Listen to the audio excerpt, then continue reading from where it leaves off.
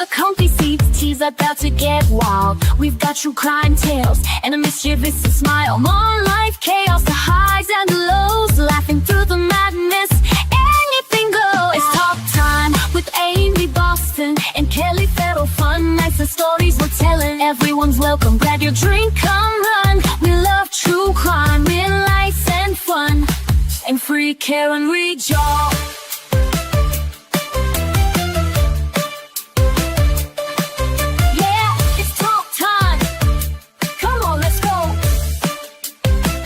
Interviews, confessions, and a little bit of sass. Laughing till we're breathless, letting troubles pass. From mom squad missions to mysteries at night. Grab your crew, settle in, it's a wild ride.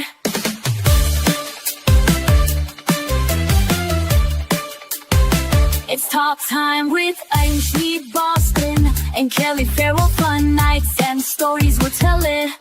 Everyone's welcome. Grab your drink, come run. He love true crime, real life and fun. Hell!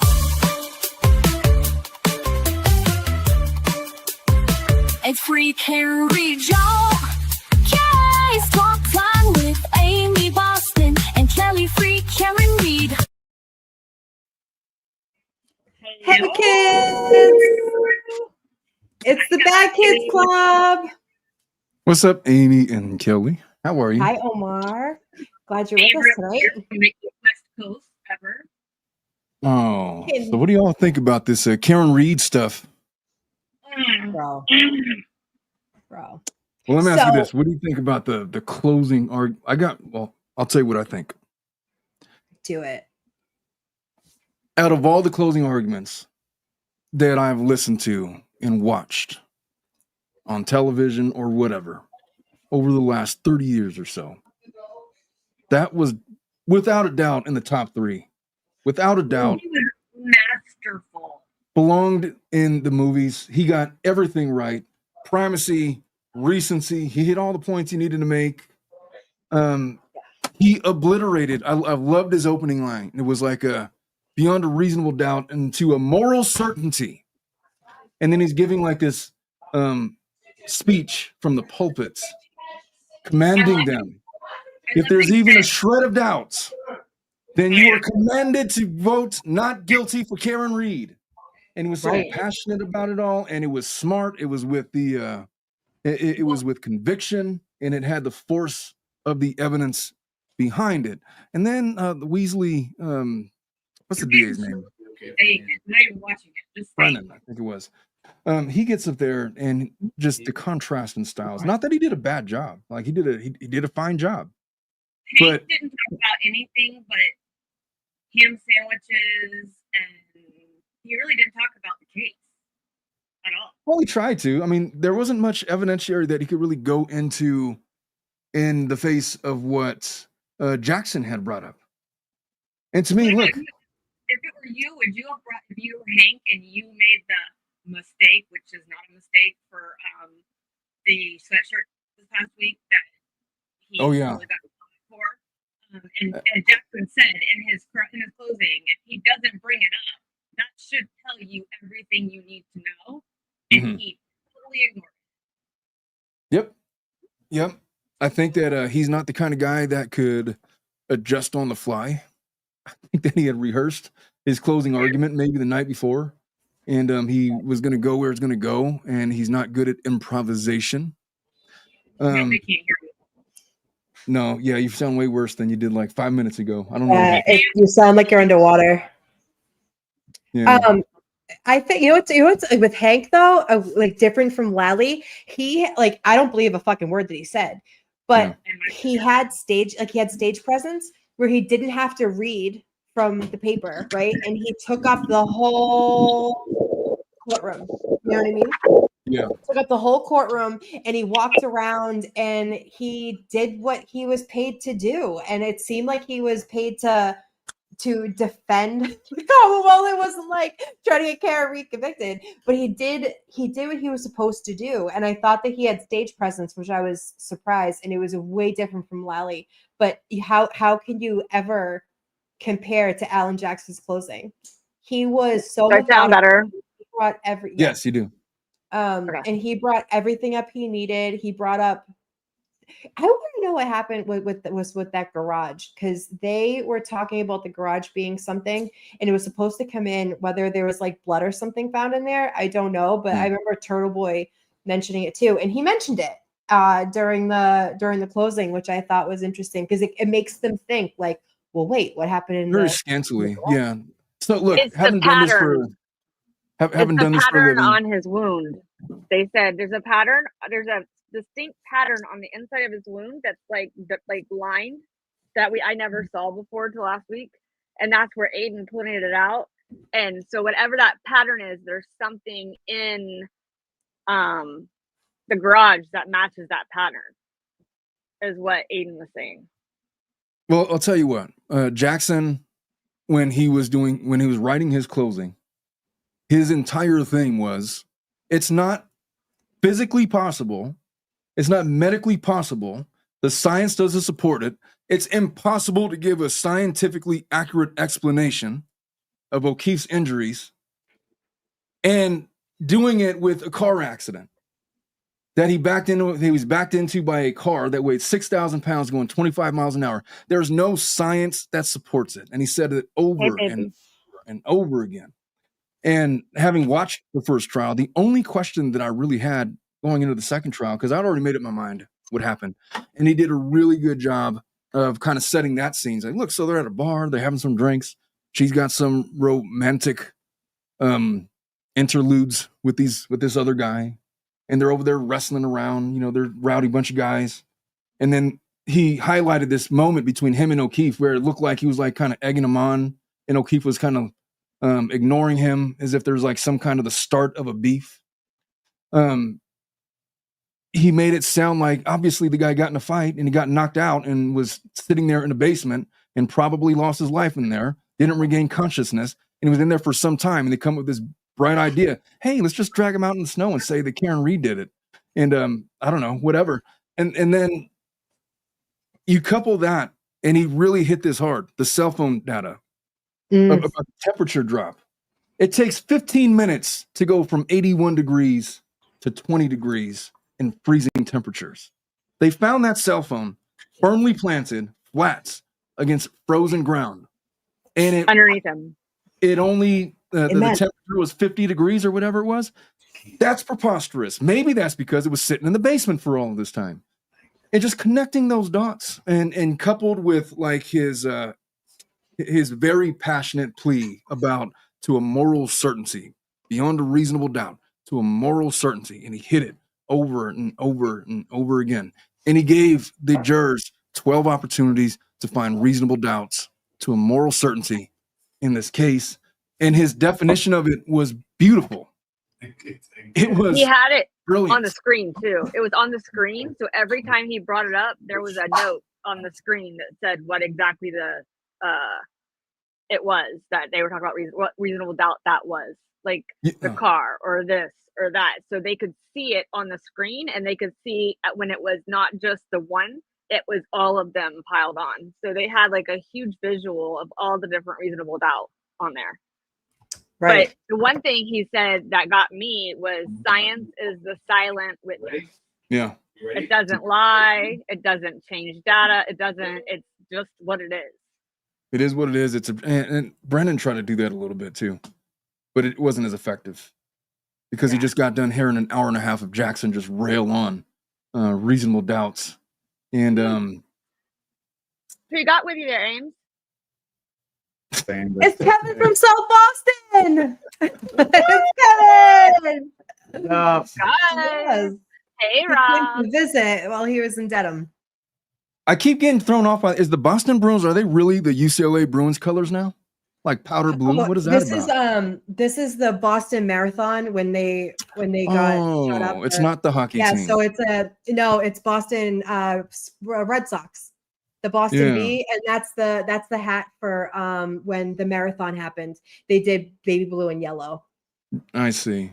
Yeah. It was throwing him completely out for a loop. No, I was like, wait a minute. I thought they were Boston. That's a LA hat. It is. No, Boston B, but it's the marathon colors. Yeah. Ooh, oh God. What's going on in the Here goes everybody. Right? Here goes everybody. Oh, I knew this was gonna happen. I would That's like to put exactly it why I on didn't want to record. go on, but whatever. Just putting it Here on we go. record Heaven's that my I boy. said What do you this think? morning at Yeah. 7:15 Omar. that Yeah. Amy was going to be picking his sweatshirt up off the bedroom floor, okay? And everybody said, No, "Oh, I Joey." own it now. I own it. It's mine. What are you talking about? Why? Not you, the Yeah. sweatshirt. No. Oh, what? All right, sorry. And Let's go back. Omar's handsome. No, he's not single, Omar's Marie. Back wicked down. handsome. Here Back we go. down. Ready? But Back down. I respect his wife, so I don't say anything. Imagine that, kids. I don't objectify him. So We course objectify not. everybody, Who's especially showing you- on who's girls. showing No, you you're the on- exception. I objectify all men, and I have not objectified you. Who's showing Yes. who's showing you on- Fair Yes. play to that. Yes, That you've yes, you're heard. right. Yet All right, hold on. Who's showing you on- that you've heard exactly. All right. That you've heard. I will say that I have Mhm. said your voice is like ASMR. You're Well, it yeah. depends on who you're asking, I guess. My wife wouldn't say the No, same. like right. if you read like a book, like one of those audio books at night, I You could want go to this sleep for channel? that. It's funny because a lot of my subscribers, when I do my late night streams, I put them to sleep. And so just how it goes. It's the nature of what I do, I guess. Give me a second. See, I Yeah. love I've got I a love sleepy your voice. channel. Oh, do you know what's funny though? I was saying this, but Alan Jackson, like his voice is so captivating, and his cadence and like Yeah. how he speaks and how he communicates with people is far Yeah. superior to like Brennan's nasally like talking at you. You know what I'm Yeah. saying? Yeah. Yeah. And so you have a similar thing. You're a lawyer. You do this for a job, and so you have that similar thing as Alan Jackson. I just Well, you know, the difference is the first jury trial I ever did, after it was all over, we went in the chambers with the judge, and he was giving me some advice because it was my very first jury trial. I was going up against this like 20-year experienced attorney or whatever, DA, like a local legend or whatever. I don't know. Whatever. He was a good attorney, you know, and he said he thought that the difference in the case was, he said, yeah, you're inexperienced. Yeah, you're young, whatever. But the thing is that I feel like the jury, at the end of the day, who would they rather go have a beer with? It ain't this fucking guy. They want to go have a beer with you. You have this everyman quality. You're like not so intimidating that, you know, you're off-putting, you're condescending, like you invite everybody in. And that's a skill in a jury trial. And Jackson has that. he does. He's passionate and with complete disregard for, I guess, decorum. You know, he gets passionate at the appropriate times, but he's not so unapproachable that, you know, like you can't approach him. He doesn't seem like he has a stick up his ass. Like at the end of the day, who would you rather have a beer with, Brennan or Jackson? The choice is Jackson. obvious. Yeah, I thought that Brennan did himself no favors in his examinations when he kept getting frustrated when he was getting the wrong answers. It's like, you're not supposed to say that it's impossible for a car to back in to O'Keefe. And he would get frustrated, visibly frustrated. That has an effect on the jury. Not Right. being likable to a jury really is an important factor in these cases. Right. He did himself no favors with that. Lolly, at the very least, came off as like, I don't know, just a nice guy. Brendan just came off like a dick. Nasally voice. Somebody said 100%. he's the Mr. Bean of attorneys, and I don't know about that, but I thought it was a funny Hey, description. Angela. My husband That's said funny. before I came on today, my husband said So he has I can the tell look. you that based. Go ahead. So Go ahead. tell you that based. I hear Jimmy, right? echoes. No, no, I don't. This guy didn't come prepared. I didn't come. I didn't come Didn't come prepared for that, prepared. So Tell him to turn his volume Here, down. use these. I just gave Um, okay. So and that thing too, like Brennan, like you were saying, like Jackson believes in what he says. Like he truly believes that Karen Reed is innocent, like she is. And I don't even think that Brennan believes the shit that's coming out of his mouth. I don't even believe Lally believed it. He was sitting there hunched over, like looking and like embarrassed. I would be embarrassed too. Then why did they fucking retry the case then? You know, I've been wondering, like, okay, you're bringing this case to trial on this evidence. I could understand the first time, but retrying the case? I mean, part of that has to be optics. Like law enforcement cannot go out like that. Like just have like this bullshit investigation that happened and all of the shenanigans that were going on and not try to save face. somehow. The best thing that could happen for them is that Karen Reed is found guilty, because then everybody will kind of just move on or whatever. But when this comes back as a not guilty verdict, as I suspect it will by noon on Monday, this is going to be a stain on the Commonwealth for, the next 50 to 100 years, maybe forever. This is going to be Amen. on the Commonwealth. Amen. What did you think of Brennan's closing? Did you think anything stood out that was like important, that the jury could be like, oh, well, Brennan said, in my opinion, if I was the jury, I wouldn't like Brennan to begin with, or Beverly. Kanoni is very obvious how she was toward the defense. She was rude to Alessi, and he's such a kind soul. And that you can tell that through his person. And I did hear that weeks back, the jurors actually complained about Bev cutting him off and being rude to him. Like, you don't need to do that. And that's a bad look, right? Right. You don't want the jury to ever complain. These were Brennan's main points. He talks about intoxication. He talks about motive. He reminds the jurors, obviously Karen Reed was intoxicated because Jackson had just spent, look, they haven't given us any proof about when she even stopped drinking. They have to do that. They have the burden of proof. I don't have to prove anything. They got to make those points. He says, well, look, she's on camera. She had like 12 mixed drinks or whatever the number was. She was obviously intoxicated. And when the numbers came back, she was like 2 to 3 times the legal limit. I forgot what test they talked blood about. exfoliation. Yeah, something like that. And it wasn't even like it wasn't even a proper test that they did her levels on. And it was like 12 hours after the incident. They don't know if she went home and hit the Jameson. Well, right? they're depending on this test that tests basically the half-life of alcohol in your system. If you're like 0.07, 11 hours after your last drink, then you must have been 0.22.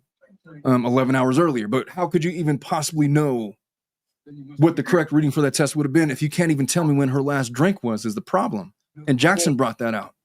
But he walks right into that and says, no, she was guilty because of the degradation test. Okay. And then he talks about digital and forensic data. He said he tries to use that line, data doesn't lie. He did say that. He says that there was objective, digital, and forensic evidence. There was a unbreakable timeline, I think is the word that he used, correlating to the car, telemetry. He's talking about this stuff and, throwing these stats out there. The unbreakable one that moves every time they show it? Like the frames move? He tried to frame it as if it was an unbreakable, unmovable timeline, when that's not been my experience with this case. Every time they showed it, it's gone from different times. Yeah, and so he may have lost credibility if the jury disagreed with him on that issue. He talks about physical evidence on the scene, but Jackson had done such a great job of obliterating the possibility of the physical evidence on the scene. It's like, how could there possibly be 37 shards of taillight get through all of these layers of clothes? Bullshit it did, was the takeaway from that, but he keeps on repeating it. He goes on about the thing about Karen Reed's own statements, and I thought that Jackson did a masterful job of explaining, hey, so when somebody says Google hypothermia, that means you Google how long to die in the cold? What? Yeah. What? Exactly. Give me a break. And then at 2:27 a.m., it was at 2:27 a.m., and it's irrefutable that she deleted that text. Why would she do that? For what purpose? She didn't delete any of her other text messages. Or 4,560 text messages or searches. That was the only search deleted. That was the only one. As an IT person, do you want to know how fucking rare that is, that you get one random thing put off? And it wasn't even like a Google search. It was taken off the database. Do you want to know who's an IT guy too? Her husband. Matt McCabe. So I would know how to do that, but like a regular person wouldn't know how to do that. That's what I do for a job. Matt would know how to do that. You know who else would know how to do it? Garino. Trooper Garino would know how to do that, and he would have the tools to do it. Oh, wait. The one who missed 30,000 text messages in the Sandra Birchmore Omar, case? have you heard about the Sandra Birchmore case? No, have not. Oh, honey. It's one of the few that I have not. You Same players. You have not heard of a Sandra Birchmore case? It's bad. I've been trying to follow the Diddy case and this case and the Lively case. Sandra No, don't we? Birchmore is in the same county in Norfolk County Holy here, and it's the same Same town. players. It was Proctor and Garino and Bukaki Fanning and Bukaki. Fanning This poor girl was unalived by a Canton and Tully and Tully. and Micah All of Morrissey. them. All of them were involved. All of them. And the girl was unalived by a police officer that had impregnated her and had been grooming her since she was like 12 years old. Oh, really? And She was in the Explorers. Missed 30,000 text messages. 32,000 text messages. 32,000. 32,000 text Between messages. the two of them?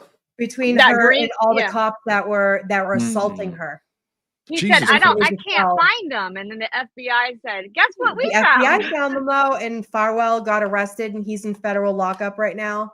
And the FBI was originally investigating Sandra Birchmore's unaliving, and then stumbled upon Karen Reed, and then started investigating Karen Reed because it's all the same players. It's all the And then we same found- law enforcement in Norfolk Found County. out yesterday What is that going on in Matthew Norfolk Farwell County? isn't even Isn't the that father wild? of the baby. These Yeah. people still have jobs. There's a lot of them are still on the force, or they retired to keep their pension. Yeah. Yeah. Well, good for them. Poor I little guess. girl and her baby were unalived because these cops were grooming her from like like they have those cop programs for young kids if they want to be law enforcement and they go Yeah. and spend time. Yeah. This poor little girl, she didn't come from like a good home. I think she was just like looking for love, and these predators felt that, and they all abused her. Even her school resource officer abused her. So And how old in was his she when? vehicle, in his cruiser did this? And Garino, the tech guy for Norfolk County, missed 32,000 text messages between her and all the law enforcement. And these people were walking the earth for years and still law enforcement until the Fed stepped in and arrested the guy who unalived her. She started the Explorers program at 12 years old. And then they started grooming her then, but they started actually having sex with her at 15. 15. And they started Oh. they started passing her around. So Passed she her went around. between two Like Farwell, a party favor. the two Farwell brothers who are identical twins, Robert Devine, which was their chief, an animal control officer, and a school resource officer that they passed her around to. And she was pregnant. She thought it was Matthew Farwell's. Came out yesterday. DNA proves it's not Matthew Farwell's baby. So Matthew Farwell committed redrum on a girl to protect himself, and it's not even his child. Yeah. Hold on, folks. My daughter's calling. I'll be right back. You're right. Yeah, like it was. They should all be in prison, Bob. All of them. They should all be in prison, So and bad. they're all still walking the earth, and nothing's happening. And I blew don't my- yeah. agree with that, Diane. I agree with it, but I think don't. we're I agree grossing with her out. certain people. I agree with certain people, Force and program, I yeah. I think certain people make it bad for the rest of them. Honestly, that yes, right there. Grooming kids, covering them up, protect anyone that looking for each other. Yeah. So Steve said today, right before I came on, he was on X and he said somebody had put like a really close up picture of Brennan. And he's like, that man is a 3-pedo. He's like, I can tell by the look of his face. And I was mean, listen, you have to be a certain kind of fucking evil to defend what Hank willingly defends, right? Yep. For me, I raised my voice wrong to my son and I can't sleep all night. I'm a piece of shit mother, right? Because I raised my voice. These people literally defend trash. And he sleeps fine at night. He wants to be a judge. And these people are not just ruining Karen Reed's life, they're ruining people of Norfolk County, because this is not the first time they've done that. I know people who are free Karen Reed who have bad shit happen to them with these motherfuckers from Norfolk County. And this is the thing. They know all the trial people. They know all the judges. They know all the bailiffs. They know everybody. And so who are you going to defend? The guy you see every day at the courthouse that brings you a coffee, or the victims of Norfolk County that you have no ties to? Well, it's scary. They all work. So scary. They all work together, and they're all donating each other's funds to get reelected. Like if you look at all the election funds and who's donated to Michael Morrissey, it's all the same. All people who work for him. Right. Well, look at Aperture. Aperture was the Commonwealth's experts, right? Burgess, who faked all of his education and what he did, and he got up there and lied to our faces, thinking that insulting our intelligence. But they were the ones sponsoring Bev getting an award 3 weeks ago. Make it make sense. Person of the year. Somebody in our chat said that she used to work for Welcher. No, I don't. It's across the board problem. Giannetti is defending someone right now, a Mass State Trooper, who is accused of like sex crimes, right? He's a defense attorney. That's what he does. This is a problem blanket with with so many people. And it's not just Norfolk County. I just happen to live in Norfolk County and it affects me personally, right? So I'm a little more passionate than, hey, handsome Brian. I'm a little more passionate than most people because I live here. But if it was happening in your neck of the woods, I'm sure that it would like stand out a little bit more to you. And it's like, I'm raising a young son here. And, you know, is he safe even with law enforcement? Law enforcement around here seems like predators in all different kinds of ways. How are we going to change that without standing up and bringing attention to it? Right. There is somebody that said in our chat a little bit ago that they actually worked for Welcher. There it is. Or their BFF used to work for Dr. Welcher. No shit. So I'm kind of interested in that, Erica. So if you have any info or you want to talk to us someday about it, I would like to know about how the Smurf is to work for. I mean, the doctor is to work for. Omar, have you ever seen experts that bad? Like in one of your trials? Like has anyone ever? I've seen worse. Really? I've seen worse. There's some experts that are just good for nothing. It just depends. It depends on, like, I guess what is your budget for an expert? What are they going to come in to say? Apparently $400,000. I mean, a budget, like you're talking about $400,000 is your budget. And you got some guys who come in here and dress exactly like the guy who died and then literally like roll off of a car after they painted a taillight. Are you serious? Like, why do you work for the JV team of Blue Man Group?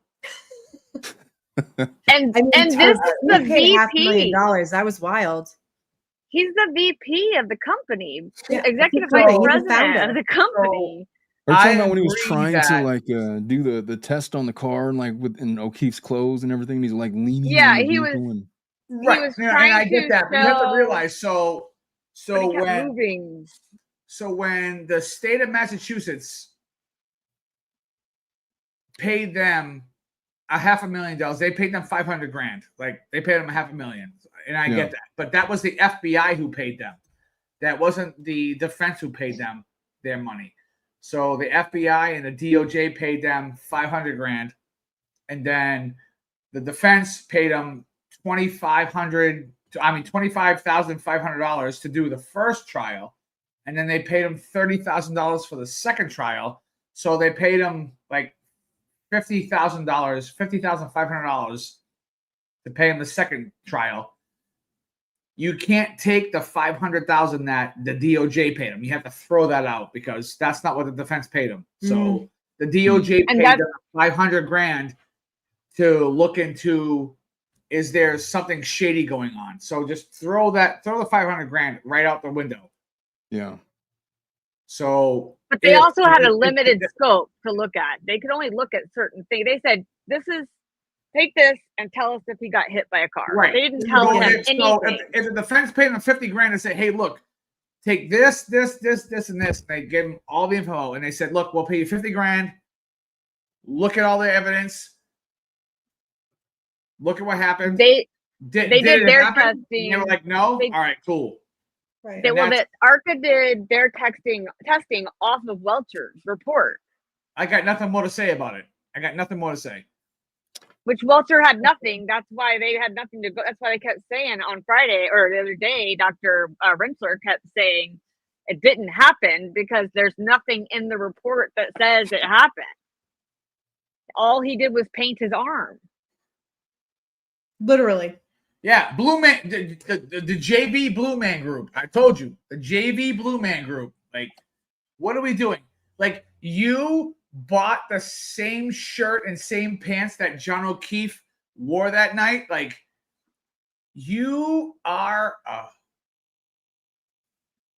Well, let's bottom line this, man. Listen, it's been 2 trials. How many years has it been between trials? Like, when did this happen? Like, back in last 20 year. It started 1 year to the day. I mean, the incident, the actual incident. How long ago did this happen? January 22nd, 2022. All right, so we're talking about 4 years of lead up to this, 3 years lead up to this, 2 trials. This was the evidence that they had to go on. I felt like in the first trial, at the very least, well, not even the first trial, there's never been through 2 trials any medical or physical evidence that has lent itself that O'Keefe was run over by a car. None. The closest we've gotten to any medical expert giving a cause of death was, it looks like it looks like he got beaten up. It looked like he lost consciousness, swelling in the brain, all the classic symptoms. Autopsy photos we haven't seen. Okay. Doesn't look like he was run over by a car and left to die in the elements. I'll tell you that. Yeah. And for them to bring the trial the first time is one thing. FBI investigation, all of the things, right? But to retry the case, and this is what they have to show for it, is beyond me. And I'll tell you what, I'm a little worried because I don't know if you guys saw it yet, but there is did you guys see the jury? What do you call it? The jury slips? The juror slips. Yeah. Yeah. Yep. It's basically, there's basically one checkbox for not guilty, and then is he guilty of these lesser included? And yeah, I mean, it's straightforward if you read it, but it's still kind of somewhat confusing. And I feel like they did this in the first trial. And after the first trial led to a mistrial, and this judge, I feel like she's going to fumble this again. They brought it up again. It's like, look, Your Honor, I'm just letting you know. And she cuts him off. Are you trying to say that the law on the jury slip is wrong? Your Honor, I'm not saying that. Do you have any case law? Your Honor, I'm just simply saying that the juror slip, the way that it's currently constructed, is a little confusing. And we've been through this the last time. And the judge is like, you know what? She can't be bothered with any of it. Right. She said, you have any case law? And he said, not yet. I mean, do you want, for too. confusing jury slips? There's a mountain of it. Do you want me to cite something right now? All I'm saying is there should be check boxes next to every guilty so that the jury knows exactly what you're getting at.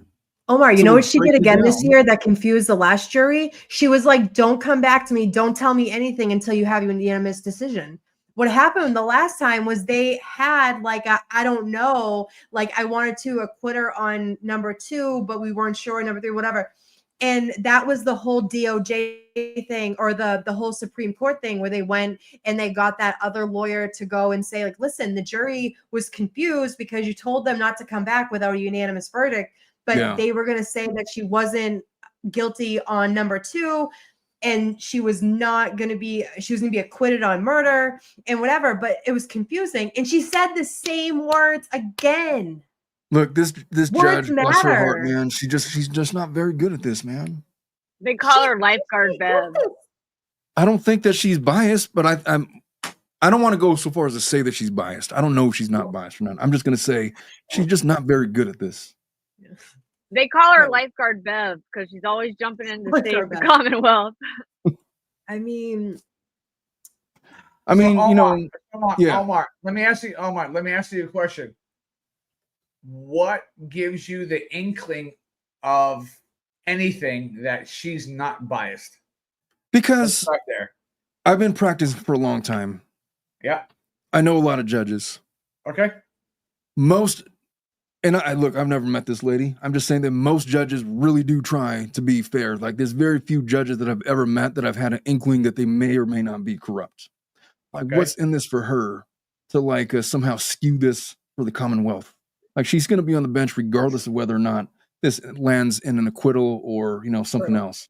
Okay. So like seriously, do we think that she's being paid off? Like or is it something else? Maybe this is just the way that she is in all of her cases. She's really off-putting. Okay. And I'll tell you what, I know a lot of judges. I know a lot of judges that have been on the bench in these criminal trials for years and years and years. And if you've ever had the experience of being a defense attorney in criminal court, you'll notice a couple of things. Number one, the DAs are there all day. You got your one case, you're in and you're out. But they're there with the same DAs.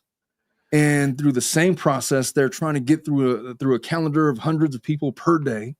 They get really pissy when a defense attorney, some slick defense attorney, wants to bring some motion that now I have to now look into and read your motion and make a ruling on your stupid motion. And some judges get annoyed by it. I'm not saying that all judges, but I've noticed that whenever something is brought up, she's always pissed. But she's uniformly pissed. And so maybe it's just her disposition. She's going through menopause. Yeah. Maybe. Yeah. She has got that side down. Yes. So wait, can I ask you a question though? Would it change your mind if you knew that she has a huge, not change your mind, but would it like make you side eye if you knew that she has like a long history with the DA, Michael Morrissey? They grew up together. Bev's mother worked for his mother. They do everything together. They're very familiar. I know what you're saying. If it's like a favor thing, because he made that hostage video. Have you ever seen that when he went up there and he did like the plea to the people of like Norfolk County, saying that the McAlberts didn't have anything to do with it, and Karen Reed is guilty, all before trial 1. And he dug himself a hole. And I feel like Beverly, because of her ties to him, maybe she doesn't want to be biased, but she's trying to help a brother out because he looks like a dick. You know what I'm saying? Maybe that's swaying her opinions about things, or trying to throw the Commonwealth a bone because their case is so bad. Like that's how I feel. I don't think that she's blatantly out like corrupt, but I feel like she's throwing the Commonwealth a bunch of bones because of the history that she has with Michael Morrissey, trying to help him undig the hole that he dug himself. Well, let me just explain then. Okay. The scenario that you just outlined is not an uncommon one. Of course, the judges know intimately and have probably been at family parties with lots of these DAs. It's just the nature of it because they work together virtually every day. Like the practice of being a criminal defense attorney sucks, because if you're going in there and like I said, you got your one case, you don't work with these people every day. You're in different courtrooms, you got different things, different clients, whatever. Maybe you don't even practice criminal law exclusively. Maybe you got like civil practice or whatever. You're in different courtrooms. But these judges, they literally sit and work together every single day. There's never been a jury trial that I've ever been on as a criminal defense attorney where I didn't feel like I was outdone, because it seemed like the DA has a real good relationship with this judge. But that's the case with every single case I've ever been on. So the fact that she has a relationship with these people is not impressive to me, because it's just kind of the nature of the way that our system is set up, is that you make friends with people that you work with. But have you ever had to try a case with your one arm tied behind your back? Yes.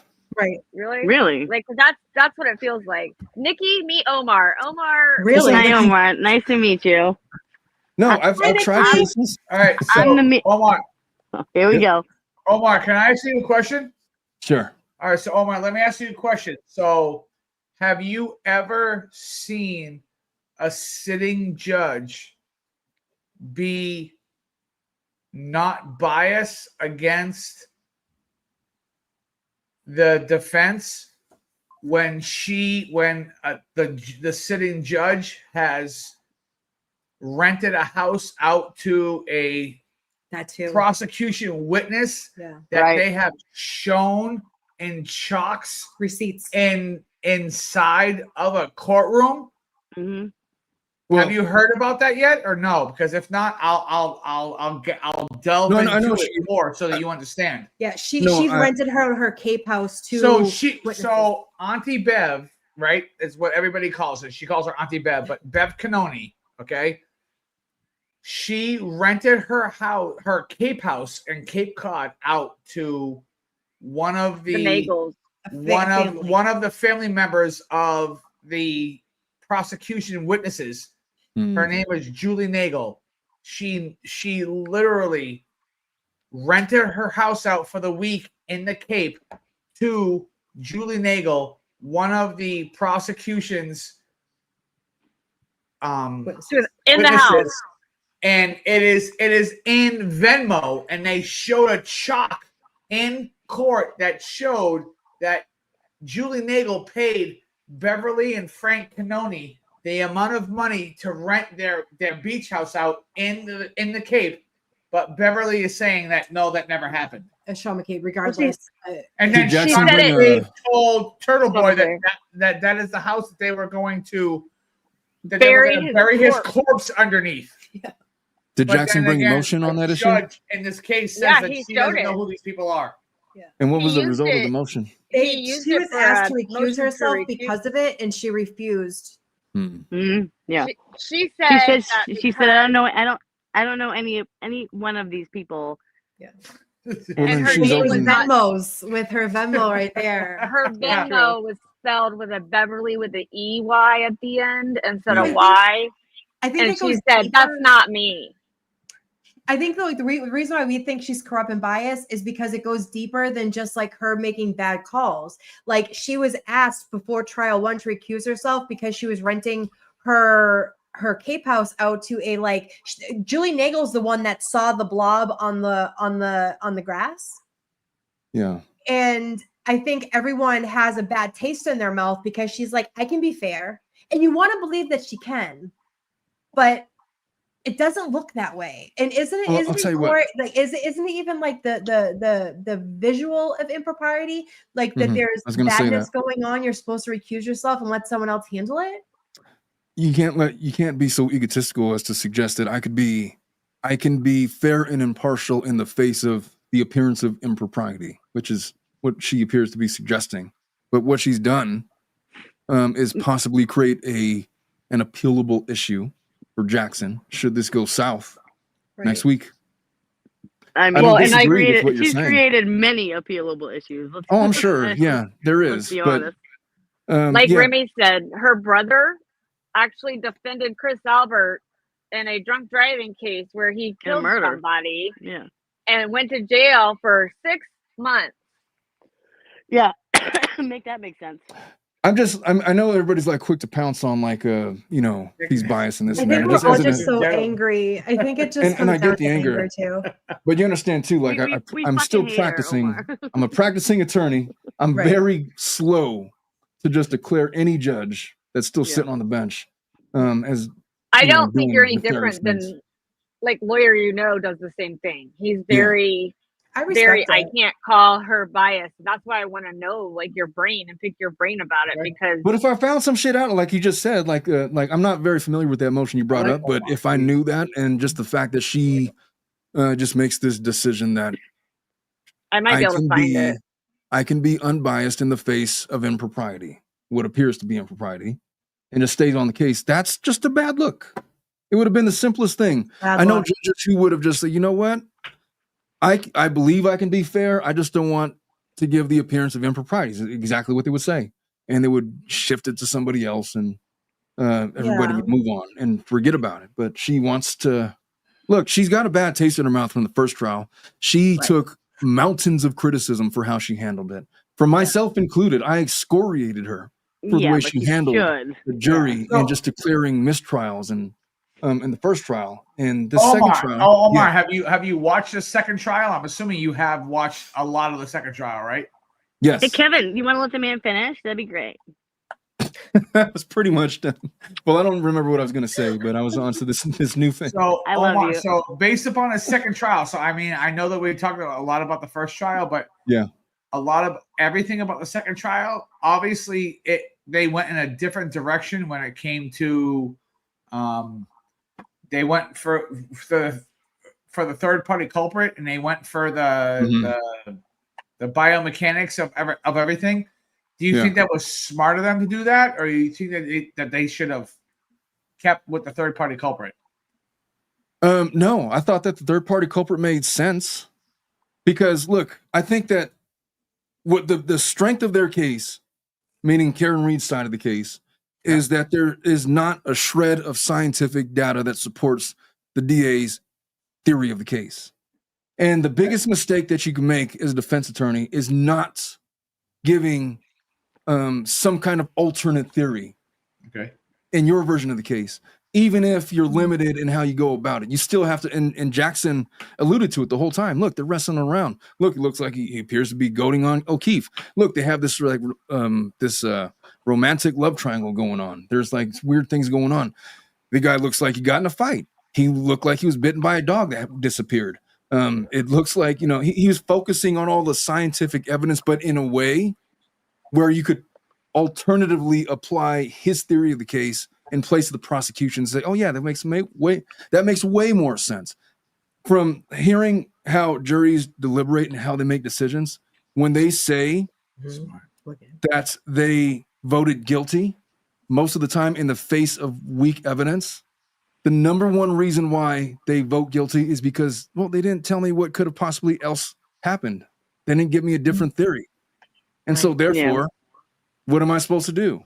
And so he almost had to. I think it would have been a strategic error to not harp on third-party culpability. I understood the limitations as well. So how do you think his closing arguments went when he laid out the third-party culprit, and then he delivered the third-party culprit, and then he closed it out with the whole Jen McCabe, and then the whole Dr. Rentschler and Dr. Wolf with the whole the biochemist. The biochemist shit. Like, do you think that he hit a home run, or do you think that he missed? I'll tell you this. This is what I thought. What do you think that he missed, or do you think that he didn't miss anything? And it was about, if I were to grade it, it's an A+ closing argument. Like nice. I said earlier, I thought it was like one of easily the top 3 closing arguments. It's up there with Johnny Cochran, OJ. That's amazing. Back in '94. I mean, it was that good. It was made for TV. It had all the dramatic highlights. He had primacy and recency, and the middle bits were just kind of the more like mundane stuff. But he gave the jury 12 opportunities to find reasonable doubt. And his main theme of the case is, I don't have to prove anything. This was their job. He focuses on the corruption of the investigating officers. He attacks the DA basically for even bringing this case. The nerve of them to put you all through this. And this is the evidence they're giving you? This clown is dressed up in O'Keefe's clothing and he's leaning on a car. What the hell was that? And then, McCabe and, the bone temperature thing. Wow. And his from the beginning to the end, it was as good of a closing argument as I've ever seen. Top 3. I mean, it may be the best. I'm just reluctant to say that because, I don't want to be slave to the moment. I'm just saying it was an A+. If I were to grade the closing for Brennan, it was like a B. It was fine. But he went up against a masterclass closing argument. And side by side, he kicked his ass.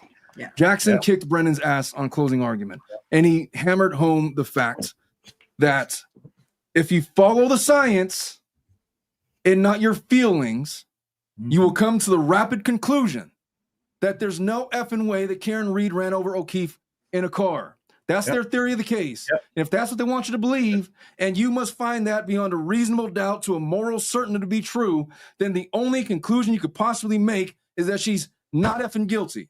And then he dropped the mic and he left. Preach it. It was perfect. It was an A+. So based upon what you have seen from this trial, because I'm assuming that you watched trial number 1, right? I did. Okay. So based upon what you've seen between trial 1 versus trial 2, obviously I'm assuming that you thought trial 2, where the defense laid out their theory, obviously trial 2 is better than trial 1. I thought that the prosecution's case in trial 2 was significantly weaker. Okay. So Yeah. based upon what you've seen versus trial 1 versus trial 2, give us your thoughts about being an outsider, because obviously you don't live in the state of Massachusetts and you don't see that. We're a little too emotional. What do you think was better versus in trial 2 versus trial 1? And I'll what tell do you exactly what you it think is. they could have done better in trial 2 than they did in trial 1? You mean the prosecution? Yes, the prosecution, because obviously the defense, Right. they did the third party culprit in the first trial, and so trial it was a 1 hung jury versus the second trial, because obviously they couldn't do the third party culprit in the second trial. And you being an outsider, I want to know, you being an outsider, what you think about the second trial as to what they did and how they presented their case. So I say this with the caveat that the jurors in the second trial likely don't have much knowledge of the first trial. So my opinion going in, I was looking for something specific in trial number 2. I was looking for the scientific evidence. I was hyper focused on all of that. I wasn't so concerned with all of the other stuff because I got that from the first trial. But what Jackson, this is his second crack at it. And his performance was much, much better, much cleaner the second time around. He's had a lot of practice with this case. The DA, because of that, did not score any scientific points with their expert witnesses. And I think that Jackson, his one mistake in the last case, was he didn't harp enough on the lack of scientific evidence. And now he has. And now I think that he's harping on that and makes his case stronger on the whole. Okay. I hope that answers your question. But folks, I really got to run. Yeah. I'm right at my limit. It was nice to meet you, Omar. Oh, it was nice to meet you, Nikki. We didn't get to talk much, but you know. Yeah, that's okay. Yeah, Omar, thank you so much for hanging out with us. I'm used to it. Don't worry. For the amount of time that you hang out with us. I'll do the There's Feral a lot Friday of emotions thing with this one of case. these days for sure. Yeah. A lot of emotions with this case, and it gets going. So everyone gets a little heated no matter what, because we've been doing this for what, 2.5 years now, and just a long time. Yeah, it's been a while. Emotionally challenged. So, but you guys are over there doing the Lord's work, man. You've been covering this every single day. You became part of my morning routine. I would always, Amy and Kelly are on. Let me just watch their coverage of the. Listen, we love hanging out with you. Nikki's emotionally challenged, so we'll go from there. All right, folks. We all are at this point. All right, Omar. We'll jump Omar, over later and watch it. Are you going to be Omar, on later? Thank you so much for coming on here tonight. We so much appreciate you for coming on and giving us your info on the Karen Reed case. You know, because obviously we're all from Massachusetts, or most of us are from Massachusetts, and we understand it is what it is. I am not. Thank you for giving us your unbiased opinion. We appreciate it. Yes. The cool people are from Mass. Yeah. Watch your face. I can hear you. You guys have a wonderful weekend. You too, Omar. We'll see you guys next time. Omar, happy Father's Day, my man. Happy Father's Day. All right. Well, that was fun. So yeah, I text Nikki, I'm like, "Are you coming on?" Because he's not. I know. I just been doing shit. Yeah. And my sister's home, and she's just loud, and I can't talk. And Oh, you're fine. Yes. Brian, I am from Orlando, Florida. Where the crazy people are. So there's Florida man and Florida women live around me everywhere. Floridians, if you will. Hi, Valerie. Although I will say, I'm getting my eaten heart is alive. my heart is in Massachusetts because of my babies, my friends, my friends. I love that. Pinky Patel from TikTok. She'll go, "Hey, friends." Hi, friends. Yeah, she's like, hi, friends. With her little, hi, friends. Did you see Scott Henry did a thing on So, her. Amy, are we doing that thing like at another time, or? Yeah. Okay, fair enough. Yeah. Fair enough. Yeah. Okay. Why is Kevin being what? Kevin? Oh no, he's right there. He's right there. Nikki, quietest I've ever heard her. Well, yeah, because Kevin interrupted. Okay, let's Sherry. Listen, settle down. if man. Settle down, we all Sherry. can talk, but Kevin can fucking talk. He's right up there with Kelly. He's one of the girls. Kevin, I was on Hey, the phone with him I today. can say it wasn't Hold on, me. Kel. Right? For once. Oh my God. The first Stop time talking ever. shit. No, I'm on the phone with him. I'm He's cool. like, I'm gonna go hang out with Caden for a while. So he's like, Aiden's like, suck a fat and I'm baby's like- nuts. Fuck I'm off. like, what? now the And real fun can start. Now I don't feel like I'm offending Omar. So here we go. Here we Yeah. go, bitches. You guys totally objectified him. I was like, what are we doing? Hold on. Wait. D. Marie's talking Wait, about, put this I on. won't throw him out of bed. Oh, I'm put like, it on. D. Marie. alive. Chewed alive. Chewed It's really alive. gonna come down further. Mosquitoes. Look at this. Mosquitoes. Let me see. You got the hoodie now. You got the hoodie. You're I welcome. own the First Amendment hoodie. Stop. Kevin, where's It's like, mine? what's mine now? I asked Sue. He said there's only one, and she's the only one that gets it. It looks cute. Okay, if I Hi, could give Sherry it to D. We didn't anybody. say hi to anybody in the chat. Hi, Sherry D. Hi, Kate. Hi, Backseat Jura. Yeah, hi, everybody. I'm getting chewed We all apart. think We had he's some biased people- too. I think that it's nice having Omar's view, though. Oh no, Sherry, you're fine. It's look. I always joke with Kelly that I can't get a word in with her. Ow! He's so full of My shit. I life. sat here quietly I tonight. can't sit out Don't here do for that. long, girls. I can't even lie. I'm getting fucking chewed apart. Hi, Cheryl with an S. Good to see you, baby. Hi, Calypso. Calypso Smut audio. noodles. Wait, there's smut audio? Don't fucking threaten me with a good time. Hate corruption. I should have known. I love my. Where is That would Mark? Honey? unleash Hi, Nikki. Remy. Oh, and we have a Yeah. Patrick. Hi, baby. Hey Pat. Hey Remy. Let's go back. I don't We have see You Kevin may- Small Boss is here too, but he's being We shy. We have handsome Brian. Backseat Amy. Back, yeah, Amy in the back seat. Bag of D's. All right, girl. Work Hey. it. Well, yeah, Valerie and Knott. being a working lawyer, he's on his own on the West Coast doing all kinds of family work and YouTube. So for him trying to stay up with the case and know everything, it's got to be hard. I'm getting chewed up. I don't know. I mean, he's got to learn it all. So, hi, making changes. Hi Pat. How you doing? Hi, Bagadoos. Hi, Bag of Hey. D. I like that. We like that name. That's for Feral Friday right there. Just a Bag of D. Bag Natalie's of D. here. Love your name. Oh, Omar Feral played Friday safe. started Omar early, should. Omar's like- like a practicing. Omar's a practicing lawyer, and I get why he is like the way he is. I love when he comes on. We do to like slow down with like talking over each other. I am like the worst at that. ADHD at its finest. We all are. We're all Kelly's bad at that. worse. But you know what too? Shut This is the up, thing. Nikki. I saw people talking mad shit in chat from like not ours. They're not used to us, and that's okay. You don't need to be for us. You know what I mean? Yeah, you can go exactly. wherever else you want. You know what I'm saying?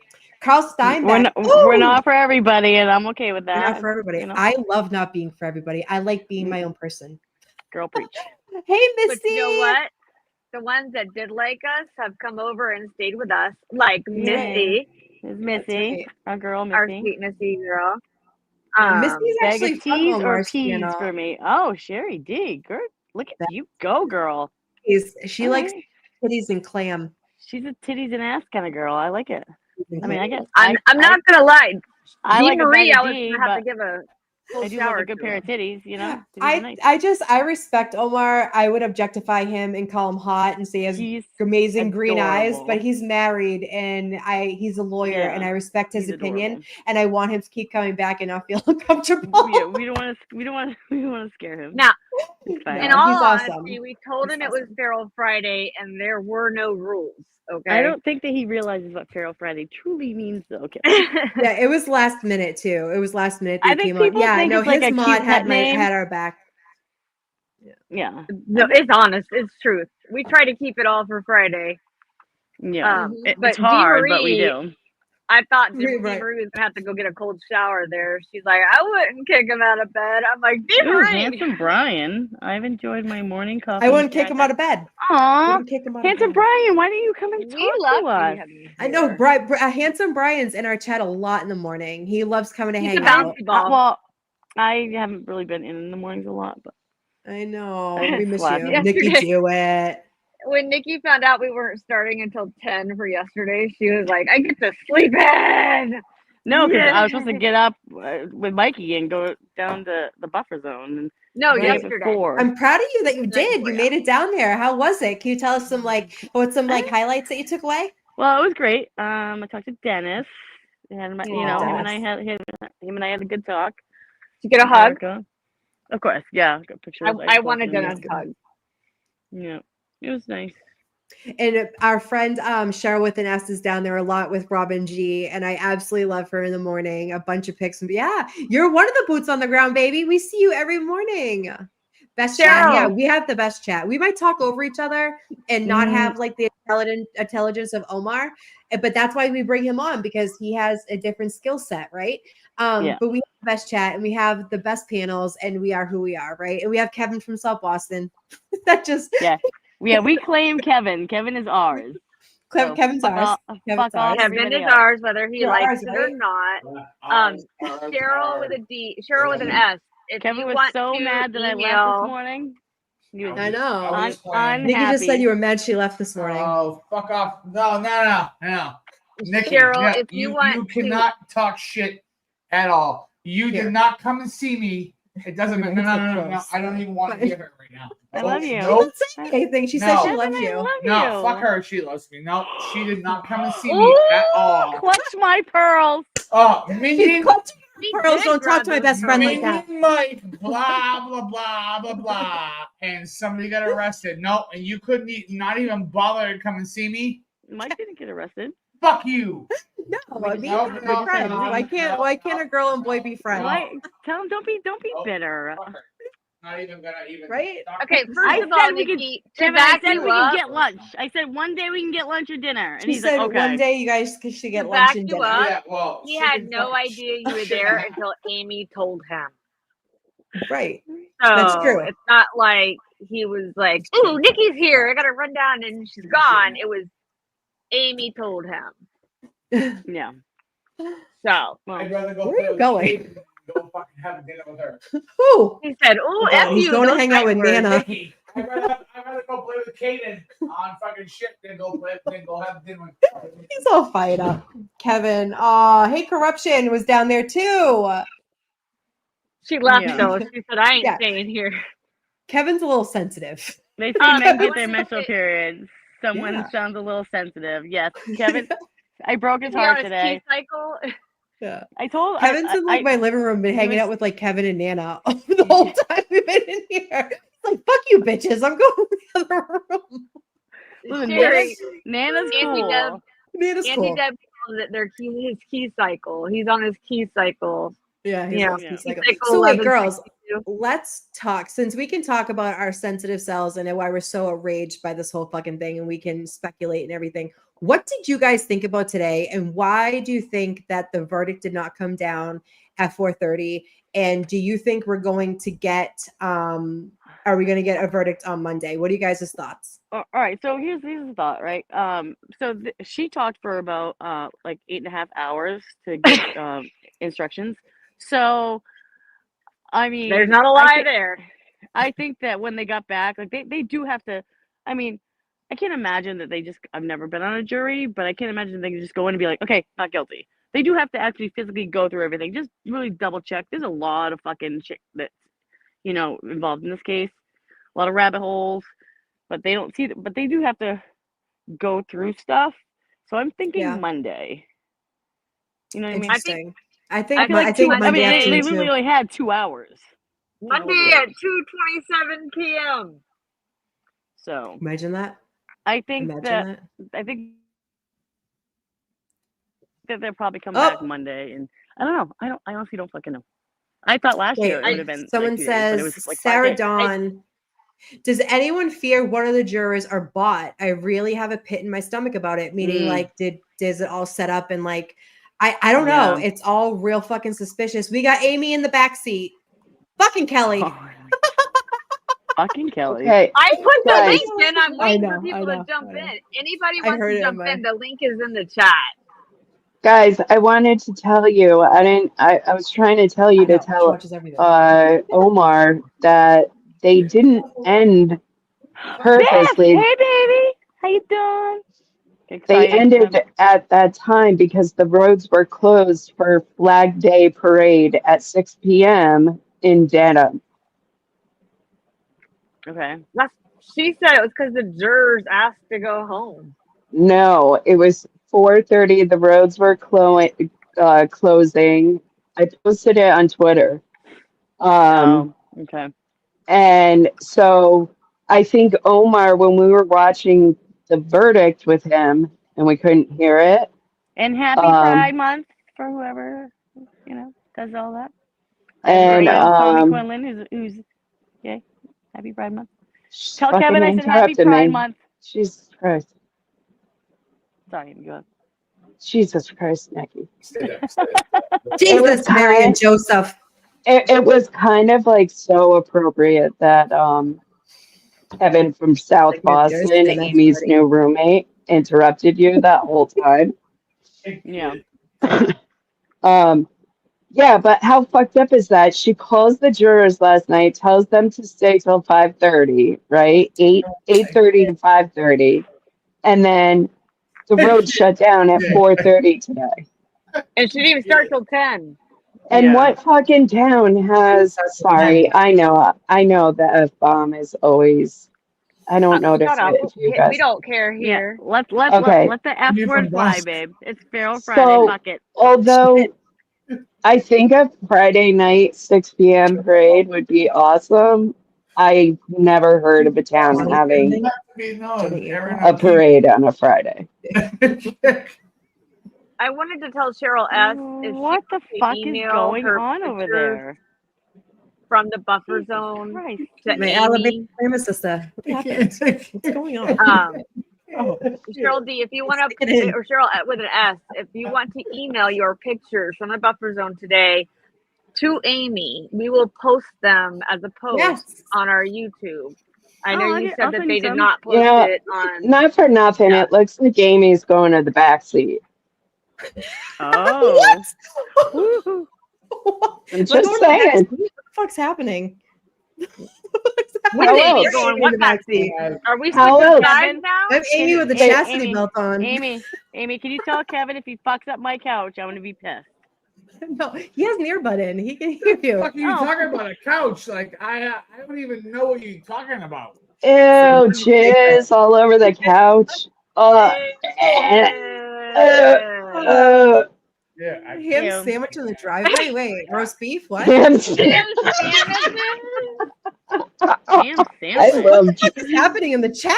What the fuck? Who the fuck is Joe Biffle? I know. I love Joe Biffle. Hi, Joe Biffle. I love him. Oh, and we have Noodles. Hey, Noodles. Biff's my boy. I love Biff. Is my boy. I love Biff. Okay, I'm pissed. I wasn't invited to the 3 party. It's light. So what party? Now you are. The 3 party in Massachusetts. Well, Amy has a 2 party going on. I'm just saying. Yeah, I called it this morning.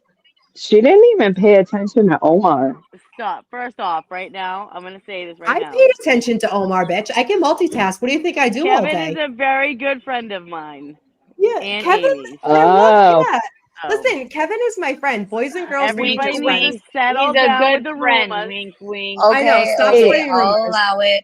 Stop. Wait, Me and Kevin are friends, and he comes up on panel and we talk. And he's from my area, and I know that I talk a good game. This is perfect. You guys can have friends with benefits. I don't want benefits. Okay, I'll allow it. I'm just sad because I'm in Minnesota. Fucking kid. Kelly, get him out of here. Get them out of here. I'm fine with it. Yeah, no. Who am I getting out? Rumors. You're about to bring out the ugly best friend side. Not for nothing. If I was like just gonna be hooking up with Kevin, do you think I'd bring him on camera? Right. Or I'd hide him. Exactly. She'd be like, "Look who I'm hanging out with tonight." Why would I do that? If it was a hookup, I'd keep him in the living room. Nobody would have known. Yeah. Wait, would we have a new true crime podcast? I would know, but none of any of you would know. I would know. I would know. Wait, but I don't get it. So Nikki, you wouldn't approve? Did you just call me Maggie? No. Hey, where did Kevin go? I want him back in the Where's picture. Zach He was been? the good It's my cold. It's my cold. No, but Go ahead, James. Nikki wouldn't approve. What do you mean? What are you talking about? You guys don't approve of Amy and Kevin? And Kevin? Oh, okay. Oh, if I wanted to date Kevin, I'd listen, date Kevin. Listen, rewind back a tiny bit. I am just saying it's not like that. No, we're just friends. You're about to bring out the hood in me, Amy, and I don't want that. Me, Amy? Do you see my name? Why do you think I call myself the backseat? Sure, I'd love to stir the pot. All right, backseat. All right, I see you. Let's stir the fucking pot. No. No, bring I would Kevin totally back. Approve. We need a dreamy guy to look at. Kevin is in my room. That's another thing too. I don't introduce anyone to my son, and the fact that he's here playing with my kids speaks volumes. And I've said that several times.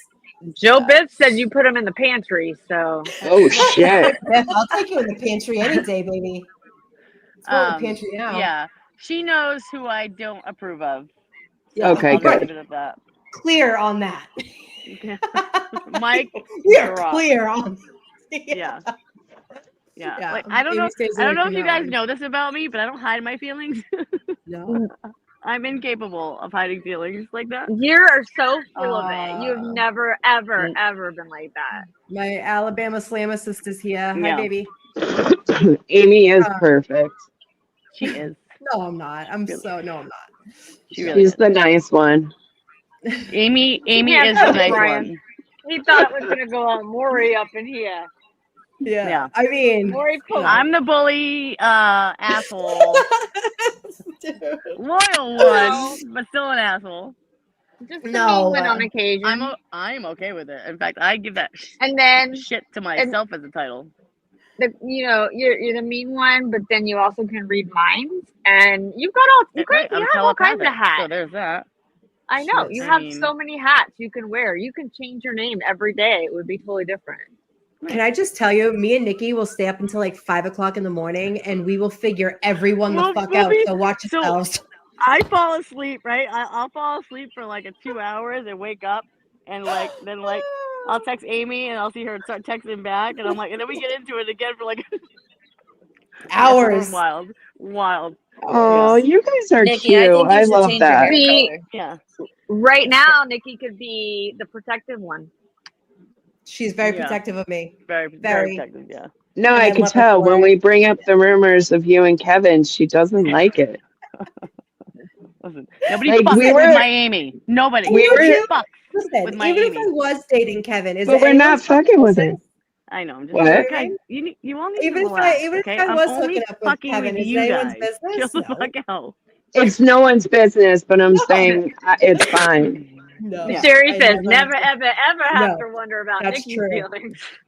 That's true. No, you don't. Actually, and that's what's great about me is you never have to be like, oh, yes, she likes me. You know what's so funny though, Nikki? When Omar was on, I was watching you, and I'm like, she's acting like I would if I was on the same screen as Omar. I'd be like, holy shit, this guy's too hot, and I love his fucking voice. Yeah, well, I can't like talk. that, but no, you did. Amy objectified him a little bit, but not enough to make. Listen, Omar is I will fucking objectify anybody. Right. I respected his wife though, because like I respected his wife. I didn't do that because he's like a lawyer, and I want you know what I'm saying. However, the man has amazing green eyes. Have you ever seen them things? Holy moly! If that ain't a panty dropper, I don't know what is. I mean, have you seen mine though, Amy? What the fuck? I have seen yours, and I told you how much of a panty dropper it was, Nikki. Look at this getting hurt feelings, guys. Oh, is Joe hot? Love you. Does he have a good voice? Joe, come on up and talk, and let's see what you can do for the girls. Get up here, Biff. We need to know if the voice is any good. I can see the chat, Sherry did. If you want to come up and hang out with us, you can. I put the link in the chat. You can. Everybody's welcome. Don't be a You don't have to have your camera on. No. He said he was hot. He Dad made a claim. Now I need to know. Amy shut camera off so she can kiss Kevin. Oh my God! Noodles is gonna get punched. I love Noodles is it. asking for it through a screen. Who is that? Noodles? I love it. Yeah. Beth, you are not shy. Shut the fuck up. You're not shy. Noodles or Beth, get up here. Beth, I'm shy too, baby. Get up here. Missy, go hit that link so you can hang out with your new Oh. friends. This is the chat session of all chat sessions. Come on. I'm way better. Calypso, hi, baby. Look, Noodles is pushing her luck with Nikki right now, and I'm just waiting for the shots to be fired. I'm like, oh. So it's funny. I called her one day, right? She calls me back, and she goes, "Oh my god, what did I do?" I just started. Well, yeah, laughing. you scared the shit out of me. Seriously though, is Amy okay? Yeah, she's Amy's fine. Relax. Caden's there. She's fine. Yeah, her Nana's mom there. and Caden's there. Caden are there. Her house ain't that big, okay? Shit's about to get weird. Shit's going on. There's no hanky spanky going on. Yeah, I promise. I promise you. Spanky went home to eat his ham sandwich. The ham sandwiches. I said. Oh, noodles. Yeah. No, so noodle. So noodles. I called Noodles, right? And she missed my call, and so then I get a call back, and I'm like, "Hi," and she goes, "Oh my god, what did I do? Did I do something wrong?" I'm like, "What?" She's like, "You scare me every time you call me. I feel like I'm gonna get yelled at." Well, it's true. Here you go. So you guys know that Kevin from South Boston loves all about the ham sandwich. Listen, thing Kevin. Yesterday. I'm Kevin. Jesus, Beth. If you don't get up here right now, I love. Listen, we accept. If you smoked weed, it's fine. We don't care if you're stoned. We don't care. You can be drunk. We don't care. Bring your ass up here right this second. Kelly, are you trying to say you know that how fucked Kevin up from all South of us are? Boston is making Amy a ham sandwich? No, I'm saying Kevin from South Boston thought it was funny yesterday when they were talking about ham sandwiches and court. So I found something and I sent it to him, and it was hilarious. I have to share it. But okay, so let's hold on. Let me get it up so I'm not doxing anybody. Let me get it up. Don't mind if you do. I will get it up because I don't want to dox anybody right now. The old French tobacco, eh? Amy, did you see when you were trying to explain Bev to Omar, you said, what if I told you she has a huge, and then you like paused, and I was like, what is she gonna say? What is she gonna say? And penis. I'm like, huge what? Huge what, Amy? Huge penis, probably. I probably stopped myself because I didn't want to offend him. Weird. My mind went right to the gutter. It was over after that. I'm like, fine. fuck. It's fine. Fuck it. That's funny. Feral Friday. Yep. Okay, so let me. Nikki, I like your hair. Oh God, are you kidding me? Let me tell you about. I have to get into a me story. I'm gonna pull a Kelly for a second, okay? So, Nikki, I am no. going to Kelly, punch you through the computer. Listen, this is my moment. I'm Stop picking on me. You gotta let me fly. I'm sending you a fucking Snickers. So God. Kelly, shut up! I'm trying to tell a story about me. You always have the shine. Let me have a Noodles, little bit. say something. God. It's getting awkward. It's getting awkward. It's getting awkward. Noodles, can you say something? It ain't getting awkward. It is awkward. So if you see my hair, I worked in Georgia, and at a job that had a lot of chemicals in the air, and the water had a high level of iron in it, and my hair, it dried my hair out. So now I have to take extra vitamins and do oils and stuff, but everything's breaking. I have so much breakage in my hair, so I have to grow my hair out before I can do any more. Hey Nikki, hold on. I just got a notification that the Tilted lawyer is doing marriage counseling.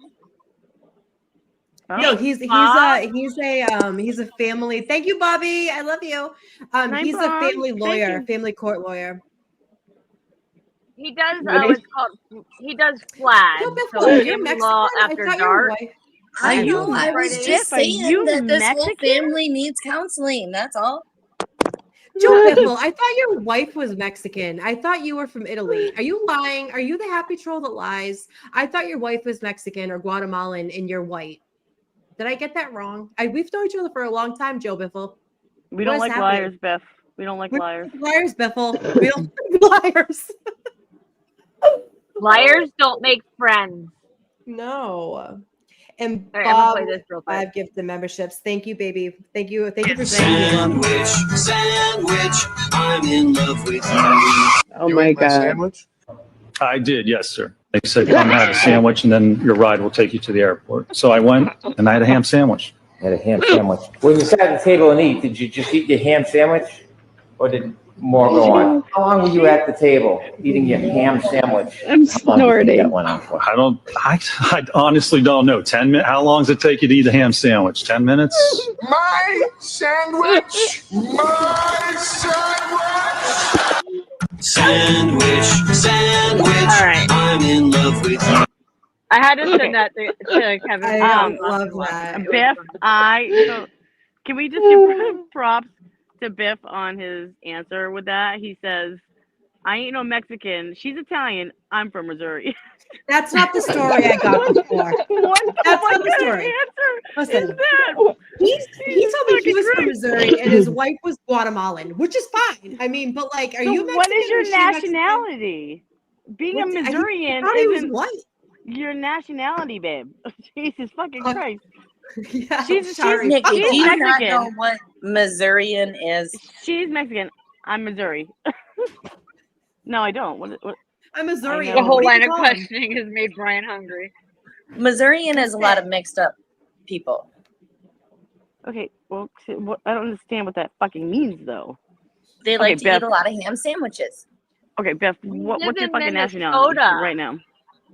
Minnesota? Hey, Noodles. You live in Minnesota. How do you know about Missouri being? She lives in Minnesota.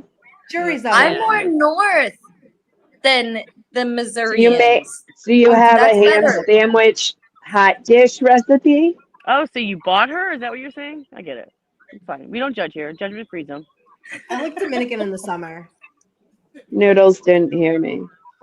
He is German and American Indian. Oh, I bet do you have a ham sandwich hot dish recipe? American No, Indian, not ham sandwich hot dish. No. What kind do you have? Tater tot. The tater tot. Look at that. Mike. You did not fucking make tater tots. God damn it, Kevin. My husband's hot dishes is the best. Cuban sandwiches are amazing. I love tater tots. Okay, Noodles, the tater tot hot dish. Our friend from Minnesota makes it every time. Sit outside. So good. Okay. Love you. I love you all. I'm getting chewed. My fucking poor ankle. Bye, Mama. Are you leaving? I love you all. I am getting eaten alive. Okay. Yeah. Oh, Nikki. You'll be fine. Nikki, I thought everybody liked to get eaten alive. I mean, girl, listen. Don't get me. I love it. Yeah. All right. I gotta go. I love you all. Put Kevin on the phone, please. Real quick. Kevin. He's like reluctantly coming on the screen. You hear this kid? I love how he's like that, but when Omar was on. So you do not get to talk at all. Like you are in denim today, and you were like, oh, I gotta go, I gotta leave. Blah, blah. Now, fuck off. Now you do not get a chance to talk today because you could have said hi to me. I literally was dry humping Facebook text messaging, and you were like, oh, I had to leave. I was literally dry humping you today, and he's so butthurt right now. I can't even believe it. Go shit in a hat and go fucking. Kevin, why, Kevin? What is happening? I can't. I can't. Amy, stop snorting. I He is can't. so butthurt right now. Yes, with Nikki. Is she off Nikki? Oh, what? What? Nope. What? Nope. What? I'm so mad at her right now. I'll make it up to you. I'll pay for it. Oh my Oh, God. snap. Oh. This is awesome. We might need Omar. Listen to him go. I think we might What a need brat. Omar. We need a family lawyer. Yeah. Kevin, I love you. I'm just saying. She says, Kevin, I love you. She said, fuck off. Wow. Wow. He's All right. Okay, he's Dad. hurt. Fine. You hurt He his. is. You hurt I his did. little booty today. I did. He was yelling at me, but it was breaking up. So he was like, I'm like, I just hung up and I'm like, I lost you. Sorry, you breaking up. He's like, yeah, I'm in the mama now. I'm like, okay. Woo, child. He's cranky. It's not the best service down there, I've noticed. I know. He was like fucking hot.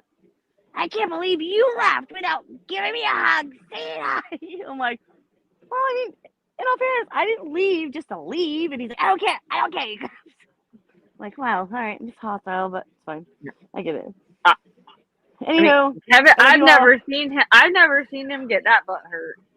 yeah. Well, listen, I'm a big deal. You really Kelly. must I mean know a you lot like to to. him. I know that you like, pretend like you don't love me as much, but I'm a big deal. So We love you. You are? We on that note, I love you all. I know I am. I gotta go because I'm getting Love you, fucking Nikki. chewed. I love you, bye. Bye. Love you, brat. Bye. Bye. Such a brat, I swear. What happened Did you this? catch her today when she was talking shit about me? And I'm like, I can fucking hear you. Yeah, that was funny. What happened this morning that I don't understand. It was too crowded, right? I don't know exactly what happened. And honestly, I think it was just there's way too many people there, and people were It getting their looks personal so space. crowded. Yeah. That's what I think happened. I don't know, what Mike actually. Crawford had a good stream this afternoon. Dude. Hey, buddy. Kaden, hi, baby.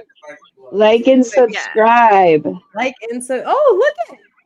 He can see himself on the other computer. Oh. She said, the reason I stay behind the camera is because cameras make people act different. You're right, they do. I will say though, what you see with me and Amy and Nikki is really truly what you get. Oh yeah, I'm like this 100% of the time.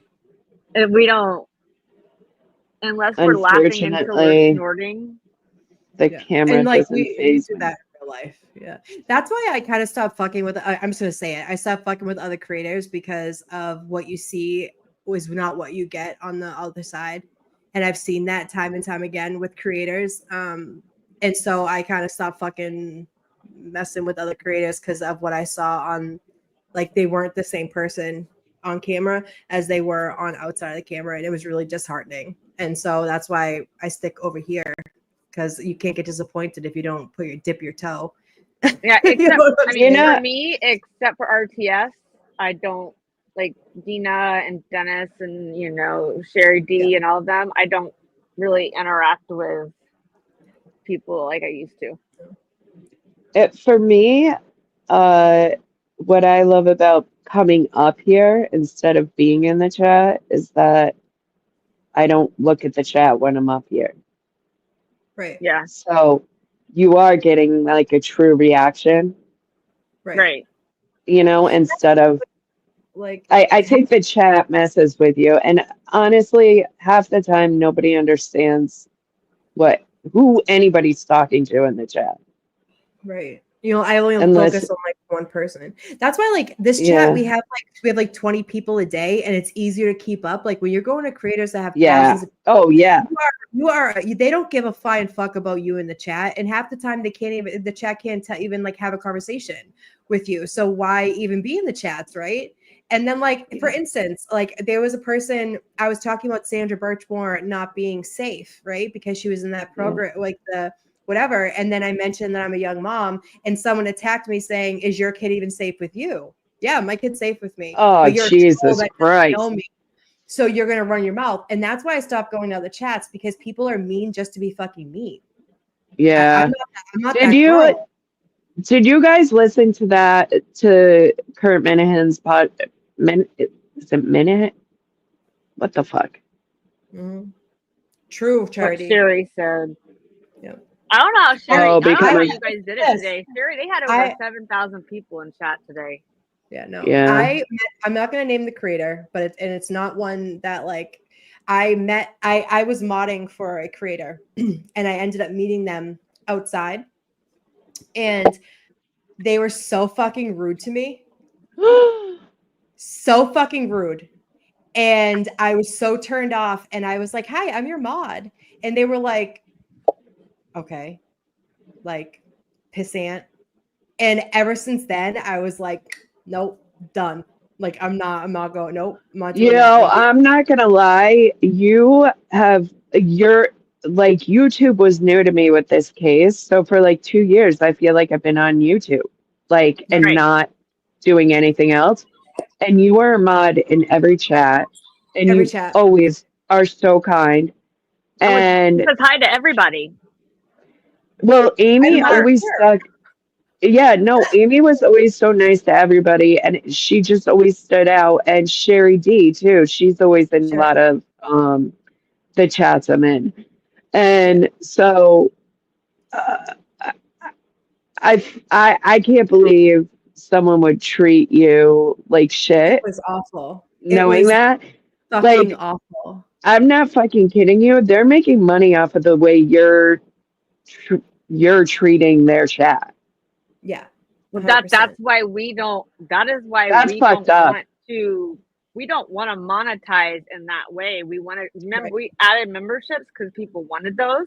Yeah. But other than that, we discussed it and we did not want to add. We don't want to make money off of Karen Reed. We don't want to. It's like it changes who you are, and we want to have fun.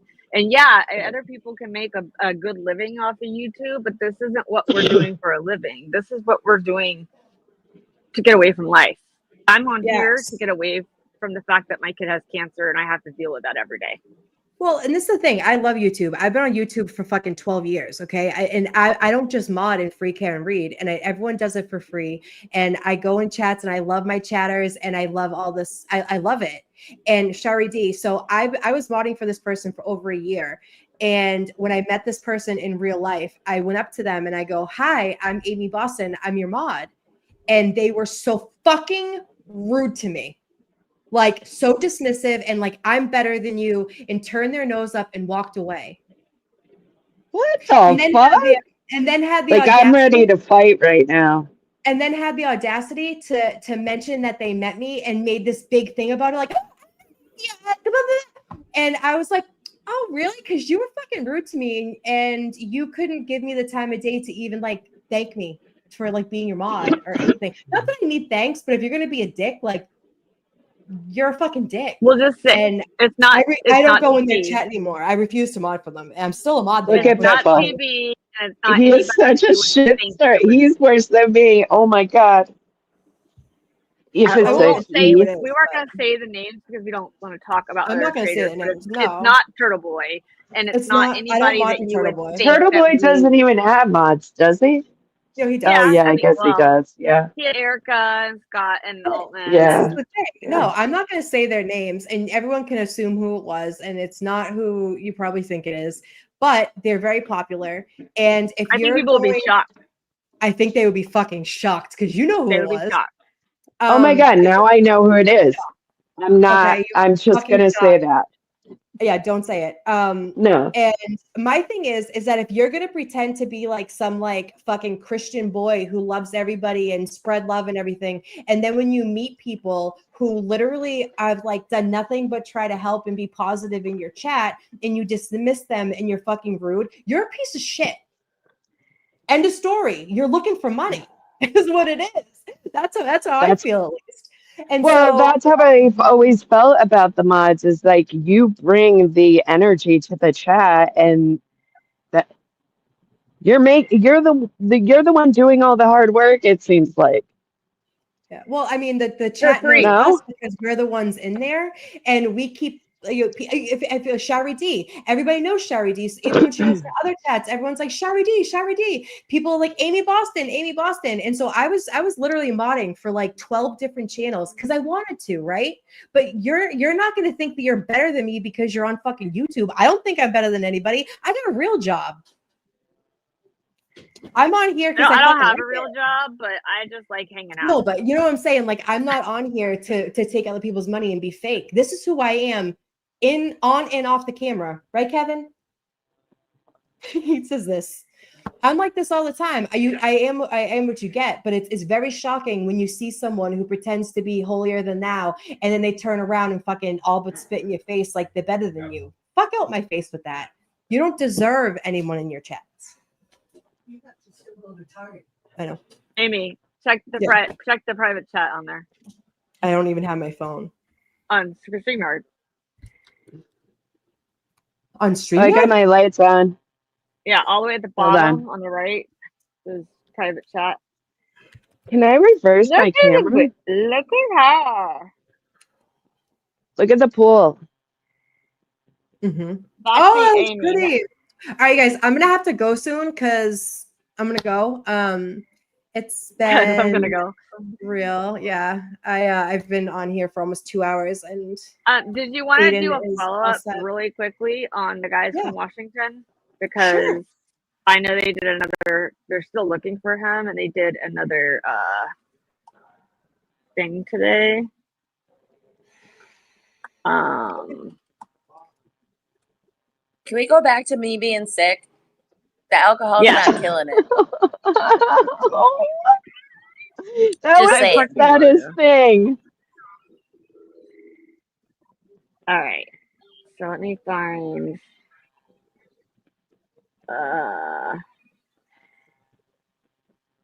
let's do this.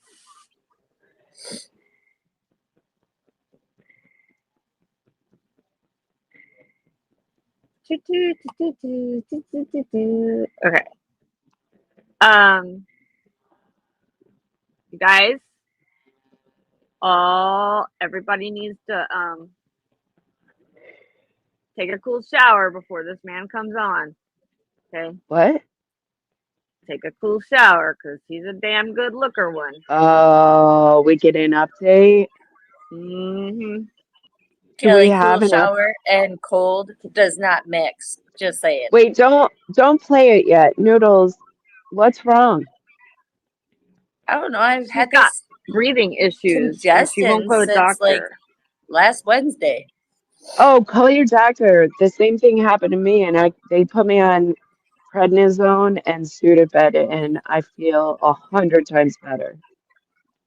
Oh, well, then I can just go in the cupboard and take my kids' allergy meds. I'm not worried. Yeah.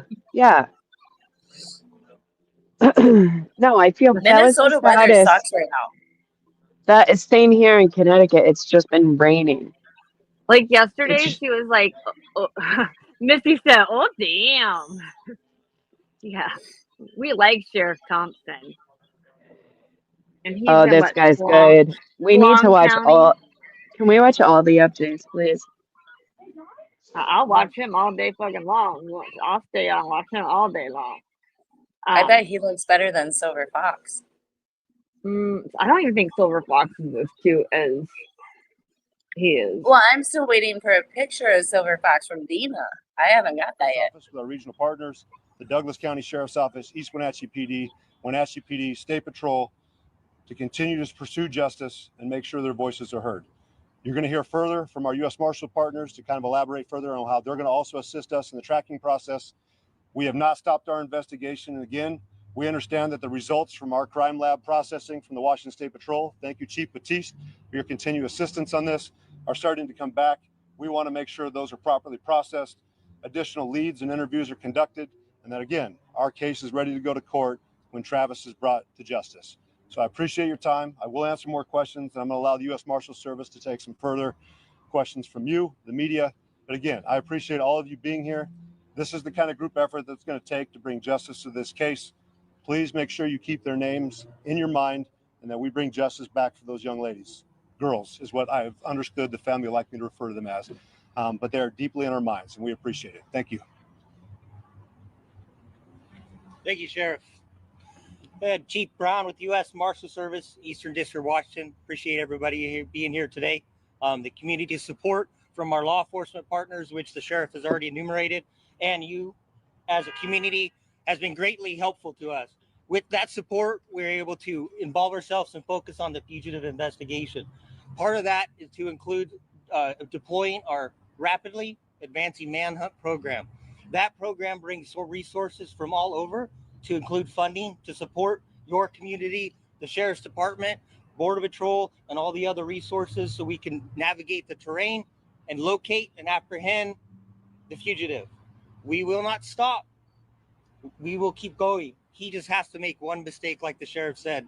We will find him. He will be brought to justice so the community can heal. Thank you. And with that, we'll take about 5 minutes for questions for either two. Has Decker left any physical evidence behind in areas that you guys have received tips about? We have found items that are of interest to us that perceive that it could be Mr. Decker. We've also continued to follow up with some of his friends and family, and we believe that we're closing in on his trail. Sheriff Morrison, what can you tell us about yesterday's possible sighting at Blewett Pass? Again, this just emphasizes the importance. If you see something, say something. We're appreciative of those group of hikers that were up there, had more acknowledged us as our flight patterns were up there. And then just the behavior that we saw from the lone hiker did not match. That was typical with everyone else we were seeing up there. So again, that sparked our interest. We did put a ground unit on there to continue tracking the prints that we had. We continue to track that down in Eagles Creek and up in the Valley High area. So again, we appreciate everyone, even on the back trails. You need to remain vigilant. And again, we encourage you not to approach the subject. He is still considered dangerous, but please, we need as much information and help from the public as we can get. As we've seen in the past with other manhunts, it is going to take a group effort in a community in order to bring this to a conclusion. Can you see what they changed from yesterday to today? It seems like you guys were close yesterday and everyone was kind of on edge. I'm just wondering, what about those tactics changed today? It seems like you guys. No, our tactics have still continued. We still have a ground team on there. We have dogs out there that we're tracking leads. We're going through sightings. We're also doing trackings of what we have found with footprints. So nothing has changed from yesterday. We've just started to head in a different direction. So until that time, our ground units are still on the ground. We still have resources within the Chelan County Sheriff's Office pursuing that, and we'll continue to hunt. Is there concern that he could be going a different direction towards the Teanaway Trail, towards Clayella? Absolutely, and I've already been in contact with Kittitas County Sheriff Clay Myers this morning. We know that he has resources on the ground as well. There is nowhere that he's going to be able to go that we don't have units waiting for him. King County Sheriff's Office has already been here assisting us. Snohomish County, been in touch with Okanagan County. We have Douglas County Sheriffs in close contact. They have the Grant County Sheriff today. He is surrounded. Washington State knows who he is. We're going to continue to be in there, and he's got a lot of ground to cover. Eventually, he's going to tire, and he's going to make a mistake. How confident are you that that lone hiker you guys spotted is Travis Decker? We feel pretty confident that it could be him, but again, we're not going to ever go out and say 100% until we have him in our grip. Sheriff Morrison, when the dogs find Decker, how does that process work after that? Again, Mr. Decker is going to be able to dictate how this ends. We've encouraged him time and time again to give up, do so peacefully. That's what we're aiming for. But again, Mr. Decker is going to be the one who's going to dictate how this ends. We do not just deploy dogs, just to deploy dogs. They're there to assist us in a tracking process and, of course, to protect the handlers. But he's going to be given the same professional courtesy as any other citizen within Washington State or the United States. We're going to follow de-escalation principles that are followed here in Washington State. We're going to communicate. We're going to do contact and cover, maintain our distance. Our intent is not to hurt or injure him. It is to bring him to justice and make sure that he's in good shape so he can face the trial. Are there anything as far as motive goes? Nope. And again, I've said it before, I don't think the motive would even matter. As far as we see it, 3 young girls have been killed. I don't think the motive is going to matter. Are there any updated pictures of that person with a family gun or any game camera footage or hikers? We're continuing to reach out and talk to different residents throughout the Valley High and the Eagles Creek area to see if they do have any cameras mounted in their house. Again, the most recent photos we had is what we've shared. And that was a couple days before he went off grid and, of course, was last seen up the icicle. Have there been any found supply caches, reported burglaries, and why do you think Decker is now armed? I don't think any information put out that he's armed, but I mean, I certainly feel that he is dangerous. If any of you remember the search that we had about a year and a half, 2 years ago in Kittitas County, we recognized that subject was raiding campgrounds. He had broken into the Liberty grocery store. So again, if you're out there and you notice that you have a vacation home out there or campsite, we want you to keep track of your supplies, of your cabins. If you do have things that are missing, even if it's minor items. In that case, in the previous manhunt, we do know they were just taking a couple items out of coolers, but it was those campers that were attentive and realizing how many supplies they had. This could be a way that he could continue his path out there. So no biggest challenge right now for you guys? Terrain. I mean, we have a very unique terrain when you get to the west end of our county. Again, I mentioned it before, 87% of our county is not accessible by road. If you go out there, it's steep terrain. It's heavily wooded. It's not the easiest to access. We have the Pacific Crest Trail, but another unique feature we do have in our favor is that we are a tourist destination. So we have a lot of people out there also recreating on those trails. So we're encouraging them, if you are going to come here, of course, be safe, but help us be those additional eyes and let him know that he has no safe spot to go. Sheriff, was there a barricaded suspect situation last night on Blewett Pass? Was that related at all? We did get a call of a potential subject that was in a residence up in the Valley High area. Based off the information we got from our sergeant that briefed the administration here, that did not come out to be a valid call. But again, we're going to continue to handle every single lead that we get as a valid complaint. New tactics as in searching and or in how we contact people? Okay. So, I mean, anyone that has been following Washington state law over here over the last several years, of course, we have Washington state's de-escalate Washington, which was I-940. And of course, it's just how we contact. I mean, we're going to control our pace when we're out there. We're working on contact and cover officers. We've invested heavily, thanks to our county commissioners and other federal partners, with less lethal tools. Again, we're not looking to injure anybody. We just want to take the subject into custody and make sure he stands trial. I know there's state, local, and federal agencies. Are you guys working with EPA? Are you talking about which partners we have? Sorry, getting a little bit of background. Yeah. Okay. Are you guys working with any of the big agencies? I did have contact today with some enforcement agents up in Canada. We continue to work with our prosecutor's office on that front. But again, we've appreciated all the assistance we've had internationally and nationally assisting us. I mean, we're a medium-sized agency, and we recognize without the support of our partners federally, state, and locally, we certainly would have a unique challenge that I don't think we'd be able to take on by ourselves. So we're thankful for that. One more question, please. One more. Reopening High School Road. High School Road was already opened back up. I know the U.S. Forest Service, who's also been one of our partners we've been communicating with, has put out in their press releases that the enchantments is open again. Again, we'd encourage people to be cautious when they're out there. It is a very wide open terrain, and now you have the potential of a subject who is perceived to be dangerous out there as well that's unaccounted for. So come prepared and know that if there's lots of other places here in Washington State you could recreate. Of course, we want you to come here and visit Chelan County, but if you do so, please be careful. We appreciate it. Thank you for your time. Okay. With that, we'll conclude today's press conference for our media partners that are Have here. you seen the If tall have drink of a water yet? contact list I'd like to have updated so I can send out the most up-to-date information. Currently, we don't have another press conference scheduled, but do keep. Okay, we don't need any an eye more. on We our already social got media it from the platforms and Hotwood. upcoming press releases for that information. Thank you all for coming.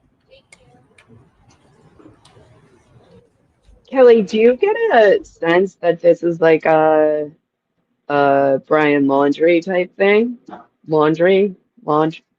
Yeah. Is she muted? Sorry. That's all right. I'm unmuted. Yes, I do feel like it is a kind of like a Brian Laundrie thing because he's out there on his own in the terrain and they're searching for him. I don't think though he will kill himself. I think that they will find him. Okay. Because he is Yeah, I think if you he's very well versed in that kind of work with being in the military and stuff. Oh, that's right. That's right. You did say that. So, but if you guys can definitely say a prayer for his girls, which was Evelyn, Peyton, and Olivia. They were 9, 8, and 5. And So say a prayer sad. for their mom because I mean, and like Amy and I said, we don't bring this up to make people upset or to make people feel like you know, it's just crime, so we're throwing it out there. It's because if I were a mom and I was going through that, I would want as much exposure as possible.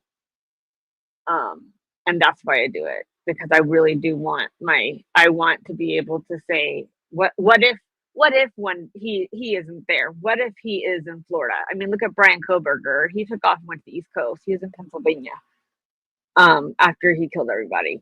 So for me, what if he isn't there? What if he came to Florida and I happen to see him? Then I definitely want to be able to say, hey, you know, I saw this person, and you never know when you're going to see them and what it can do for that family. So, Yeah, I feel like they did a really bad job with those pictures. yeah. Like there were too many and they're all different. And I don't know, it was weird. Yeah. And then Lori Vallow, she was found guilty yesterday on her fourth case. So she now is awaiting 2 sentencings, which, if you guys follow Colby, last night he was in tears. But Brandon Madro did a news conference outside after she was found guilty, and one of the things he said, and he said, first of all, Colby and me and Kay, which they're not blood related. Kay is Charles's sister. Charles is Colby's stepdad, and Brandon was married to Colby's cousin. You know what I mean? So they're not related anyway, except for by marriage, and now they're gone. But they're a chosen family, and they said they will stand united, and they are family, and they were not going to let that go. And I love that. But one of the things that Brandon said that hit home for me was, I did this. I spoke and did this because Tylee, JJ, and Tammy can't. And that, Yeah. that got me. Like, Yep. the fact that he thought that was the forefront of his mind of going into this and pursuing this case against her. And the fact that also Melanie, his ex-wife, is still under active investigation. I've been saying that since the beginning. I'm like, Melanie, why isn't Melanie charged? Because she's the one that knew where he was. She knew his address. Nobody else had it. He had just moved there. They were meeting that morning to drop off the kids to each other. He had dropped the kids off at school first, and the youngest to her, and then she thought, going home. So that's why they were waiting for him, and he ended up going to the gym. And they didn't know that. So it's why it was like another 2-hour wait for them, and that's when neighbors spotted them. So for me, I mean, it just says a lot. Like, the fact, there are good people out in the world, and this man he was very close to dying. That bullet went through his window, and thank God he was in a Tesla, because that Tesla saved his life. And he said, do I want to sit on a stand and let the person who tried to murder me ask me questions? No. He's like, but I'm the only voice that's left for Tylee, JJ, and Tammy. And that's fucking huge. Like, my heart, like, was over from that. So, I have Colby's show. I mean, it's just amazing what that kid, I mean, I'm sure it's taken a lot of work for him emotionally, but he really is. I found his email, and Uh-huh. I am going to wait a couple weeks because, he's been through so much. But I want to reach out to him and see if possibly he'll come on and talk to us about how he has not about, I don't want to talk about Lori. I don't want to talk about what she did. I want to talk about who Tylee was, who JJ was, and his relationship with them, and how he's been able to cope, and how he's been able to turn it to where my children are his age. My oldest is his age, and he was 22, just turned 23 when Tylee and then went missing, and found out that his entire family was wiped off the earth. You know, first Charles, then Tylee, then JJ. And he was so close to them. And JJ, not only, you know, he lost so much. He lost everybody in his family. And his dad passed away too prior to that. And that's another thing that Oh, he had a different dad? Not the one she killed first? Colby was the last name was like his third or fourth, because Charles is her fifth or fourth husband. Chad's her fifth. So the third husband with the last name Ryan, and he came back and he actually adopted Tylee, because Tylee was not his. Colby was his. But somehow they got together. He adopted Tylee. That's why Tylee has Ryan. JJ was JJ Vallow because that's Charles' last name.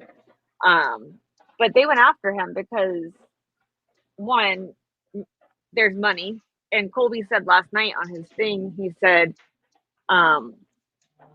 if I was worth any amount of money, I would not be here today. I guarantee you they would have tried to take me out. Yep. And that's the sad part, that he has to, you know, go through that. But he said he's learned to forgive, but he won't forget. And he's like, just because the woman gave birth to me, she does not make me my mother. 100%. He struggled with that for a while. I know, because I've been watching him since the beginning. I love that his podcast is named The Scar Wars, because there's so many scars that come out of it. He has his faith in Jesus, and he has his chosen family, and Kay and Brandon and him have stuck by each other. And even like, not only that, like one of the officers from Rexburg in Idaho that was investigating the first case up there, his name's Ray. They are family. Like, they treat each other like family now. And when Ray came down, Ray testified in her trial the other day, and he brought Colby. Oh, look, she's back. He brought Colby a stitch that was actually Tylee's, that they had confiscated, and it was with the police. And so she was very, very, he was very, very touched that he got this gift from Ray that was Tylee's. So I just like, I don't know. Did you watch all those trials, Amy? No, I couldn't. Like, I put after Casey Anthony. See, I can't fuck with kids. Like, once I know they're dead and I know you did it, I can't even get to where you're at to do that to them. I think I was more fascinated by the fact that she thought she was a prophet, that she thought that she was like God was coming to visit her. But when I found out through that phone, I played their phone call. Have you watched the phone call he has on his show, on his channel? No, send me that link. So we watched it yesterday during lunch.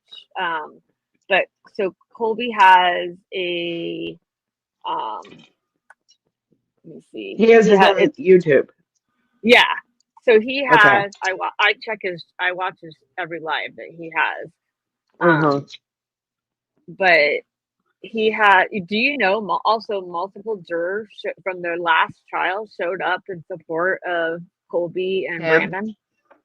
Yeah. That's nice. Yeah. Like, they were like, she's a whore. They went home and they started researching afterwards, and they're like, no, like, this is not happening.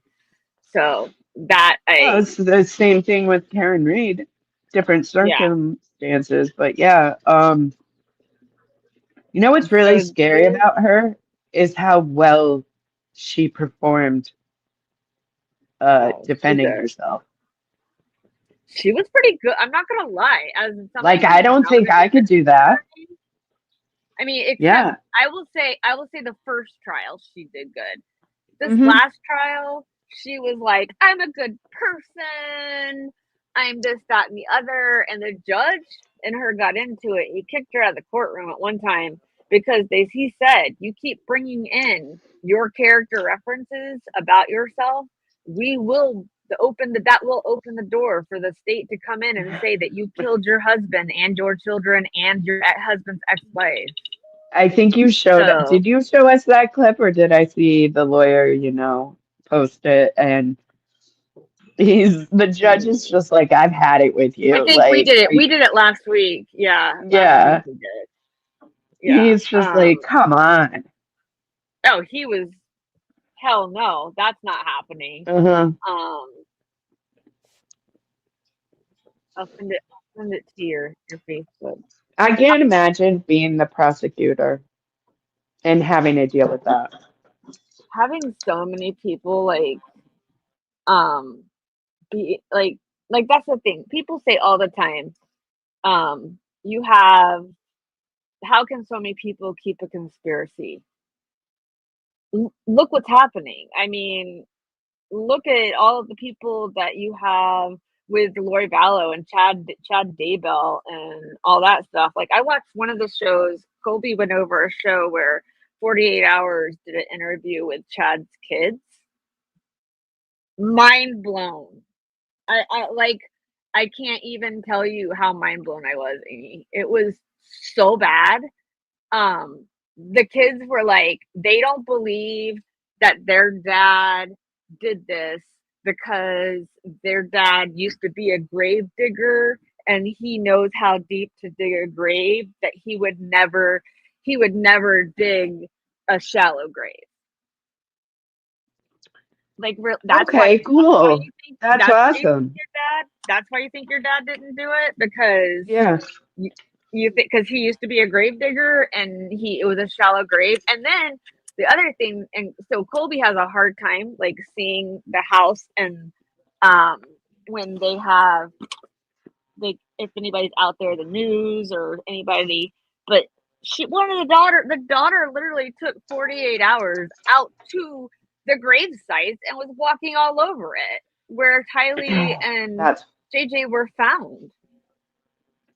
And Colby was so mad, like, and I'm like, I would be too. Like, they're not even like, it's where they were found after they were murdered, not their actual grave sites, Yeah. It'd be different if they were in a actual grave site, but yeah. So I send it to your Facebook. It's this one. It's his reaction calling my mom, and so it's him on his cell phone with Lori, and like she keeps asking him, or she's like, I wanted to be the one to tell you the truth, and she just skirts around it. She doesn't ever say anything. Ugh. And for this man to be able to separate at such a young age, like, I will say a young man, because he's my kid's age. So for him Colby? to be able, yeah, they're about. How old is he now? He's 28. My oldest is 26. So Okay, my oldest is 28. Yeah, so I think for someone at that age, and I could see Caleb doing it, but I could never see Connor doing it, my 23-year-old. So he turned 23 when they were missing. He was 23 when they were found. So he's been going through trials for the last 5 years. Through his right? 20s.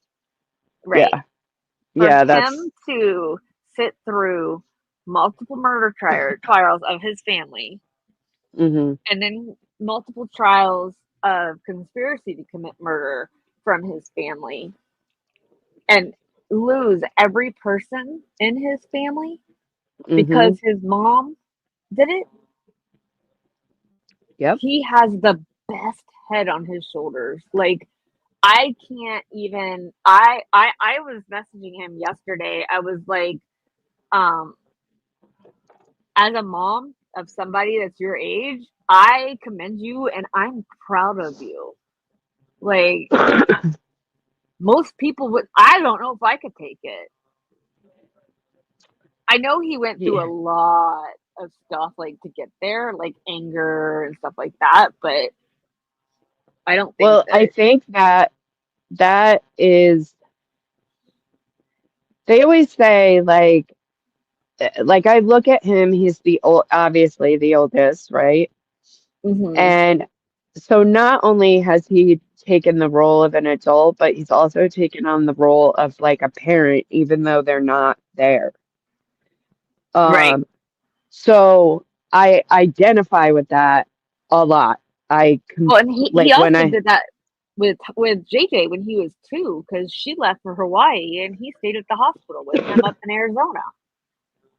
right. So, and I identify with that role he's in, and it is hard, and you have to make peace with that situation, and you grow up real fucking fast. And the fact, you know, he wants his daughters to have his daughter to have nothing to do with her, and she literally tells him in this phone call that his daughter came to her before she was born and said, "I don't care what my dad says, you're still my grandma." Bitch, you Yeah, what? yeah. You want to be slapped to a jail cell? Because I will come down there and slap you. Don't bring my kid into this. There's, I was not a helicopter mom. Liam has turned me into a helicopter mom. I'm not So one at all. I can't. I just I think, never was. I just, so much fucked up shit has happened in the world. I live right in the heart of one of the major mass shootings. I was born and raised here, and shit happens in 10 minutes that will change everything. I can't do that to my kids. They already know that life can end sooner than expected, and so I refuse to be a helicopter. Well, Even I'm though not. I only have one that's under 20. I would say I'm not a helicopter mom. Is like I don't hide them from the world. I'm a helicopter mom though about Liam, and I mean all his issues and like things like that. You know what I mean? Like I want to make sure that he's Yeah. under my wing and I don't want anybody to bully him or say bad things about him. That's why, I mean, you guys will hear me all the time. I apologize when Liam's making noise in the background, and it's not because I'm ashamed of my child. I just don't want anyone to say something bad and I pop off. Oh And no, if I ever said something, it would be like the same way I would act if my kids were screaming. I'd be like, shut the fuck up, kid. oh yeah, That's my like for kids. me, My kids never shut up. oh, Liam and I got in a fighting match the other day. We were screaming at each other. I was like, shut up! Oh my God, are we the only ones on here? Yeah, Amy took off. I think she said she was walking out, Matt, and then she came back, and then she disappeared. So, but it is time for me to get going anyway because my husband only likes to. He gives me 2 hours, and then he's kind of like, okay, you've been on all day. So, Yeah, we are on the YouTubes all day. I love it. You guys, I don't have friends in real life except for my best friend. I feel bad to say that, but I don't.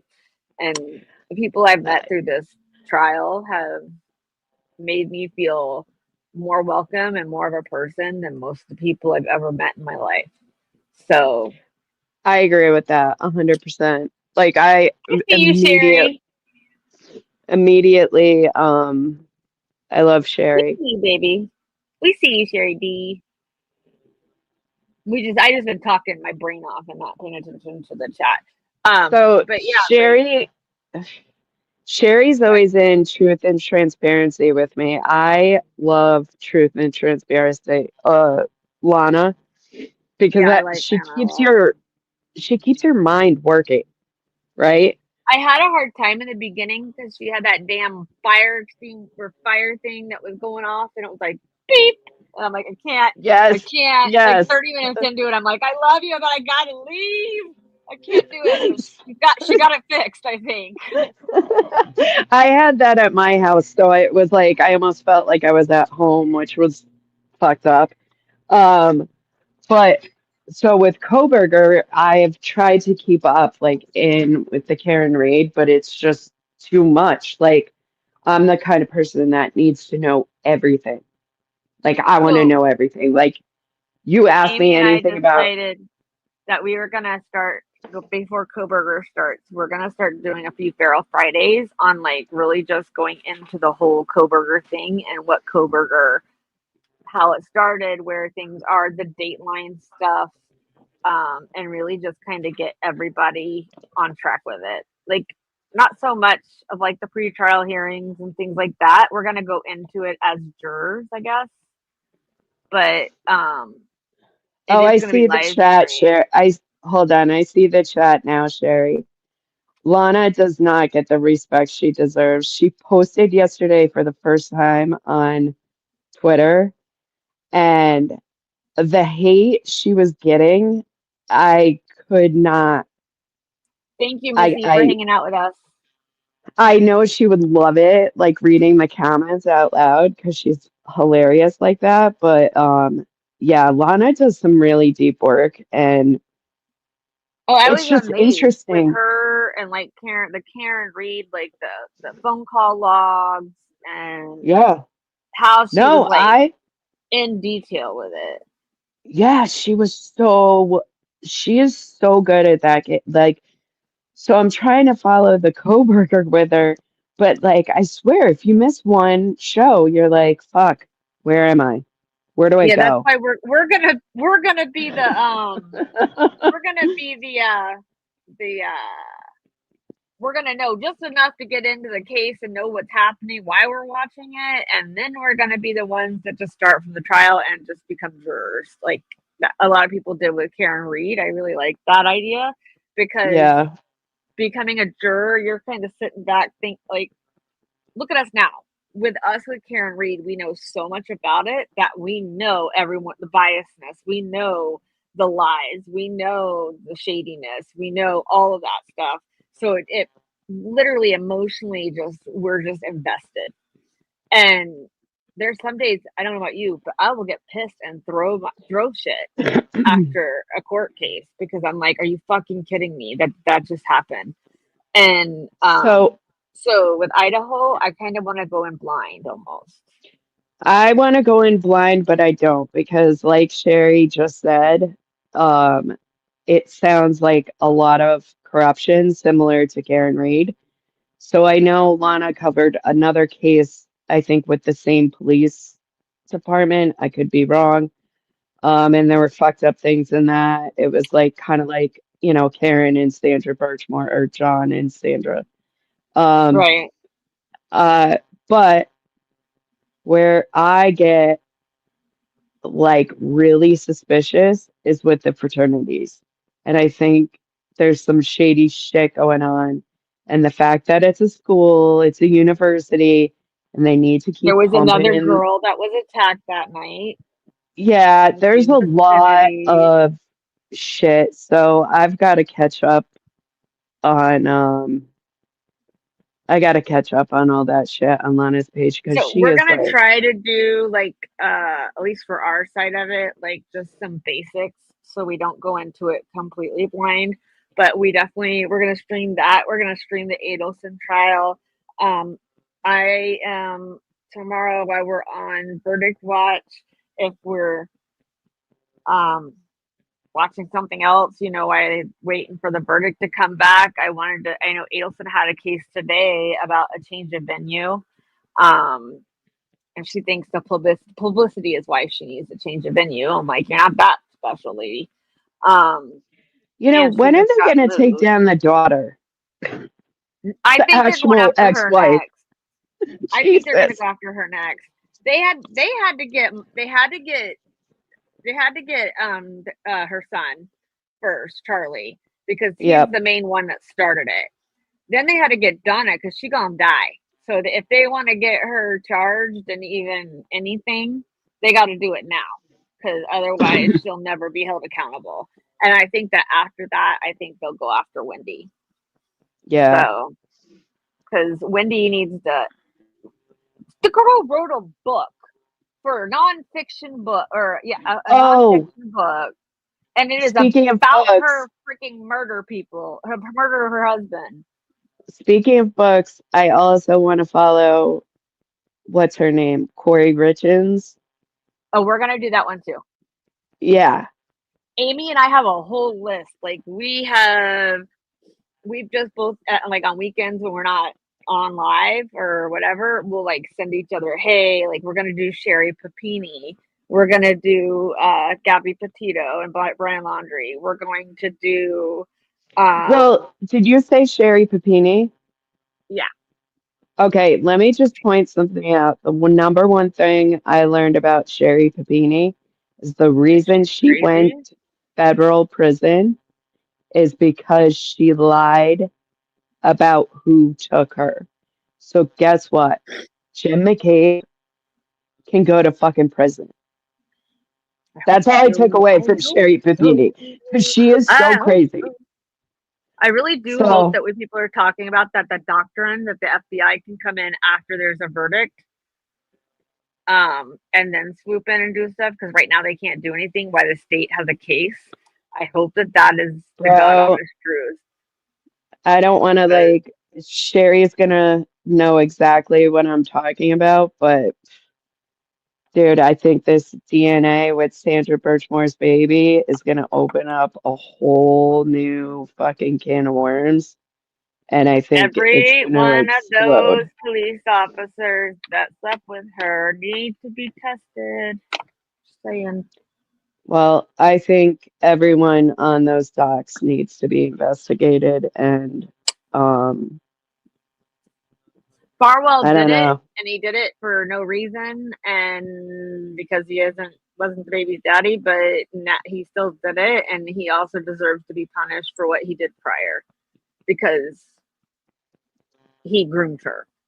So, Oh, 100%. Yeah, those. yeah, There's four of them that we know need to go down, but I think I have a feeling her baby is not who people expect. I think John knew about the Sandra Birchmore case because he I do too. investigated sex crimes. I do I too. think that I've always thought there was a connection to John and Sandra, even from the beginning, and people are always like, no, no, no, whatever. yeah, I just do. I do And too. I don't know. I think it's gonna shock people, whatever happens. I think it's no good for Norfolk County. It isn't. I call it the Hunger Games because I'm not there. I'm gonna start coming up with names for all of you guys though, because that live there. Because Meredith will forever be now the vigilante eye of the Hunger Games, because that's what Cosgrove called her yesterday in court. Oh, so you're his vigilante eye? I'm like, well, damn, yeah, it's the Hunger Games. Someone gotta Oh, the watch them. author of the Hunger Games lives in my town, but I've never read it Wow, or I've only watched watched the it. movies. Yeah, I've only seen them. My kids watch the movies all the time. All right, girl, I'm gonna go. I gotta go eat something. My husband's probably already been in here to put laundry in here, and he's like, so he puts up Bye, with it. hey, bye, Sherry. I'll see you in Bye, Mona's chat. Sherry. Bye, Um, Colleen. I can't I see had fun everything. tonight, though. Like it went so fast. I did. I had a lot of fun. Thanks for chatting for so long. No, that's what I like it. I mean, that's why it's talk time. We can talk what's and Feral Fridays for us, Amy and I. We kind of come with it on a little plan, but it's never really like a because we'd rather chat and talk about the cases and get pick everyone's brains than really just watch videos too. So I love when Lucas comes up because Lucas, Lucas doesn't watch trials. he's so smart. He makes me feel like I am learning every time he opens his mouth. But like Cal, I'm calling you Cal. Oh my God. You can call me whatever he you want to. doesn't watch trials, and like the man like picked up on shit like so fast. Oh, he knows the American justice system better than we do. I think So that's probably a fact for everyone that doesn't live here. I really do think that, like, Broken Baker, he knows all that stuff. Everyone that's not. I'm like, half the people in the United States don't even know the justice system. What the Yeah. hell's going on? I mean, They like the fact actually that say that if we had to take a citizenship test, I'd most fail. Americans would fail it. I'd fail. Yeah, they say Although most Americans would fail it. I have taught my child the Pledge of Allegiance, and I still can recite the Declaration of Independence, the beginning of it, where they made us memorize it. And I will No. also tell you, you want to know what something very cute that people don't know is What? Declan's favorite movie with me ever is Hamilton, and we will sing and dance to Hamilton. And we, what was it? It was 2022. We went on a date, and my friend had called me, and she said, "I have tickets to Hamilton in Orlando. Do you want to take Declan?" And I was like, "Oh my god!" Like, because we fell in love with it during 2020 through COVID, and we would just, I mean, every day it was on our screen. It's like dun dun dun dun dun. Dun. So Declan and I went and saw the Broadway play here in Orlando, and he was so amazed. Like, he just sat there with his eyes just wide open. He was like, "I can't believe I'm here right now." He knows every word to every song. That is so adorable. For me, it was Cars the movie. And like Liam's a Cars guy. He likes Cars. Kelly, I went to Disneyland without my kids. Like we always bring them to Disney World, and I went to Disneyland during my 40th birthday trip. Carsland. And when I got to Carsland, I was like crying. Like only my kids make me cry. I like walk through Carsland. I'm like, oh my God, it's Mater. It made me cry. Like that movie is just a class. Like it will. Yeah, I still have all the cars. Like So 50 when of we them. took, so Liam, you all know that he's a Mickey Mouse freak. He's been watching it since he was a little itty bitty thing. So we're on 11 years of Mickey Mouse Club, and that's what you hear him repeating when he's talking is Mickey Mouse. He can tell you off the top of his head. You don't even have to watch it. He can just tell you. I love that. I love that. That's how So my boys were. he and this is my non-verbal, I call semi-verbal, because he can talk. You have to understand, he can't enunciate all the words and stuff with his special needs. But he he was like the other one day he said, where was I going with this story? Like today it was all instruments. Tuba, trumpet, flute, clarinet, guitar, piano. Like he was just going around saying it, and then he would crack up and fall off the couch laughing because it was the funniest thing ever. But we took him to Disney, and so for the first time when he was like 3.5, and he met Mickey Mouse at the first place we went. And I have a picture of him like this with his face just looking at Mickey. Like he was literally like, yeah. "Oh my God, it's Mickey Mouse." And oh my God, I love it. You can never get it back. But then it got even better because we went and saw Stitch. And so with Liam, we do some of the rides, but we want to go kind of see the characters because that's what he knows. And when we got up to the front, they were switching the person out to another one. And see, that's right, Sherry. Friends, things, social media, friends, scenes, strange, but we are friends. It's effed up. Last weekend hearing about Sassy Bartender. I never met her. I was so upset. Exactly. Like, I love you guys. What happened with that? Sassy Bartender passed away.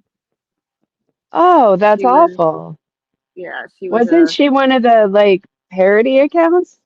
she was a boots on the ground Oh woman. God.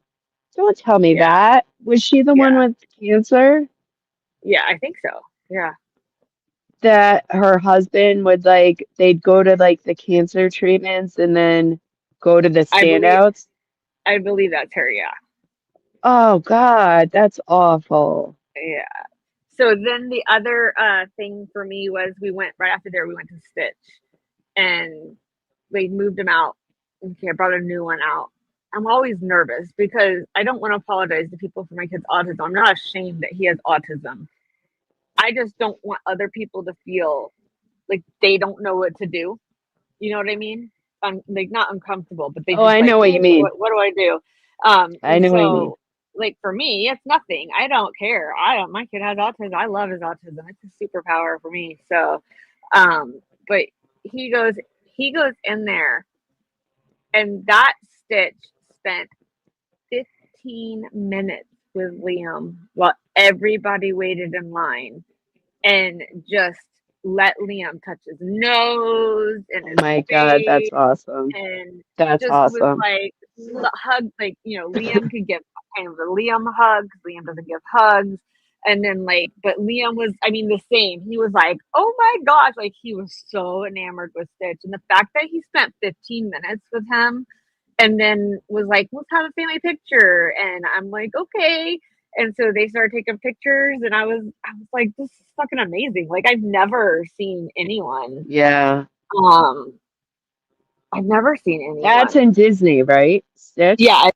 Yeah. Well, he was. I don't know if they're still. I haven't been there since last time. We had season passes because Liam loved Disney. So a friend of mine bought us season passes for his birthday one year, and that was 2019, December of 2019. And then COVID hit in 2020. So we were literally at Disney an entire week when COVID, all this, because my friend was in town visiting. We had made trip to like the 4 days to visit Disney to go to all the parks. And as we're standing in line, we were reading about the COVID coming and whether Oh, girl. we knew You're it was gonna be coming. so jealous. We had to I stop. went I went in 2021 when it was only at 40% Mm, capacity. And in line, you had to stand 6 feet apart. So every line looked enormous, right? yeah. But you forgot they didn't let any, like, literally 40% capacity. Yeah, you had to wear a mask and everything, and it sucked, like, for that. But oh my God, it was the best vacation. Nobody was there. The lines were short, even though they looked long. It was like the best week after going through like a year and a half of hell. It was awesome. Well, and but the good thing with Liam is being disabled, we can go get the disability pass, so we don't have to wait in line for him. We can go and we can check in, and they give us a time to come back, and we can go do something else. And there's certain rides at Magic Kingdom that they've never changed the queue.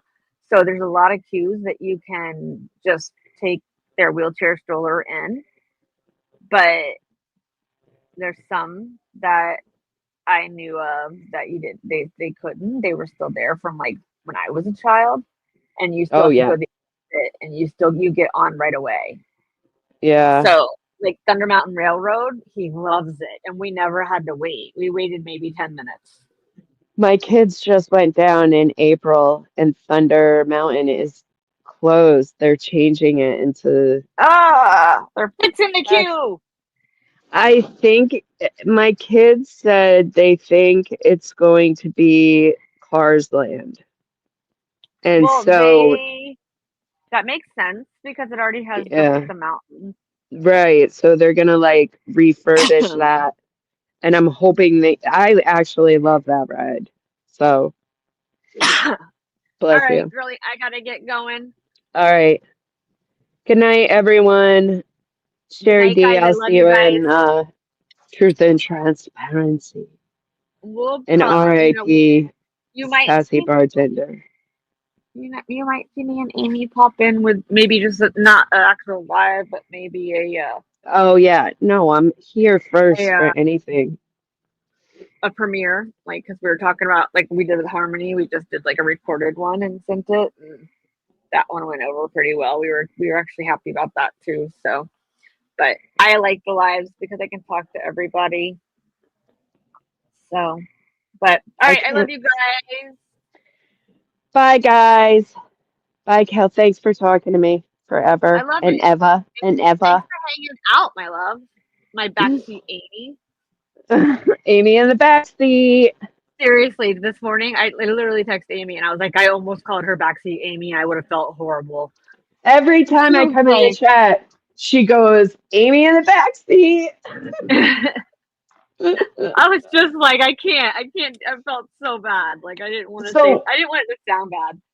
I told you though, when I was coming on Twitter, I was like, I feel like when I talk about trials to my family and friends, they're like I'm that annoying backseat driver. So I was Oh, that's like, funny. I'm the backseat juror. Forever, forever, and ever, And ever. and All right. ever. All right, I have to go for real now. This time. All right. I love you. Have a good night. Bye, guys. You too, baby. Bye. Bye.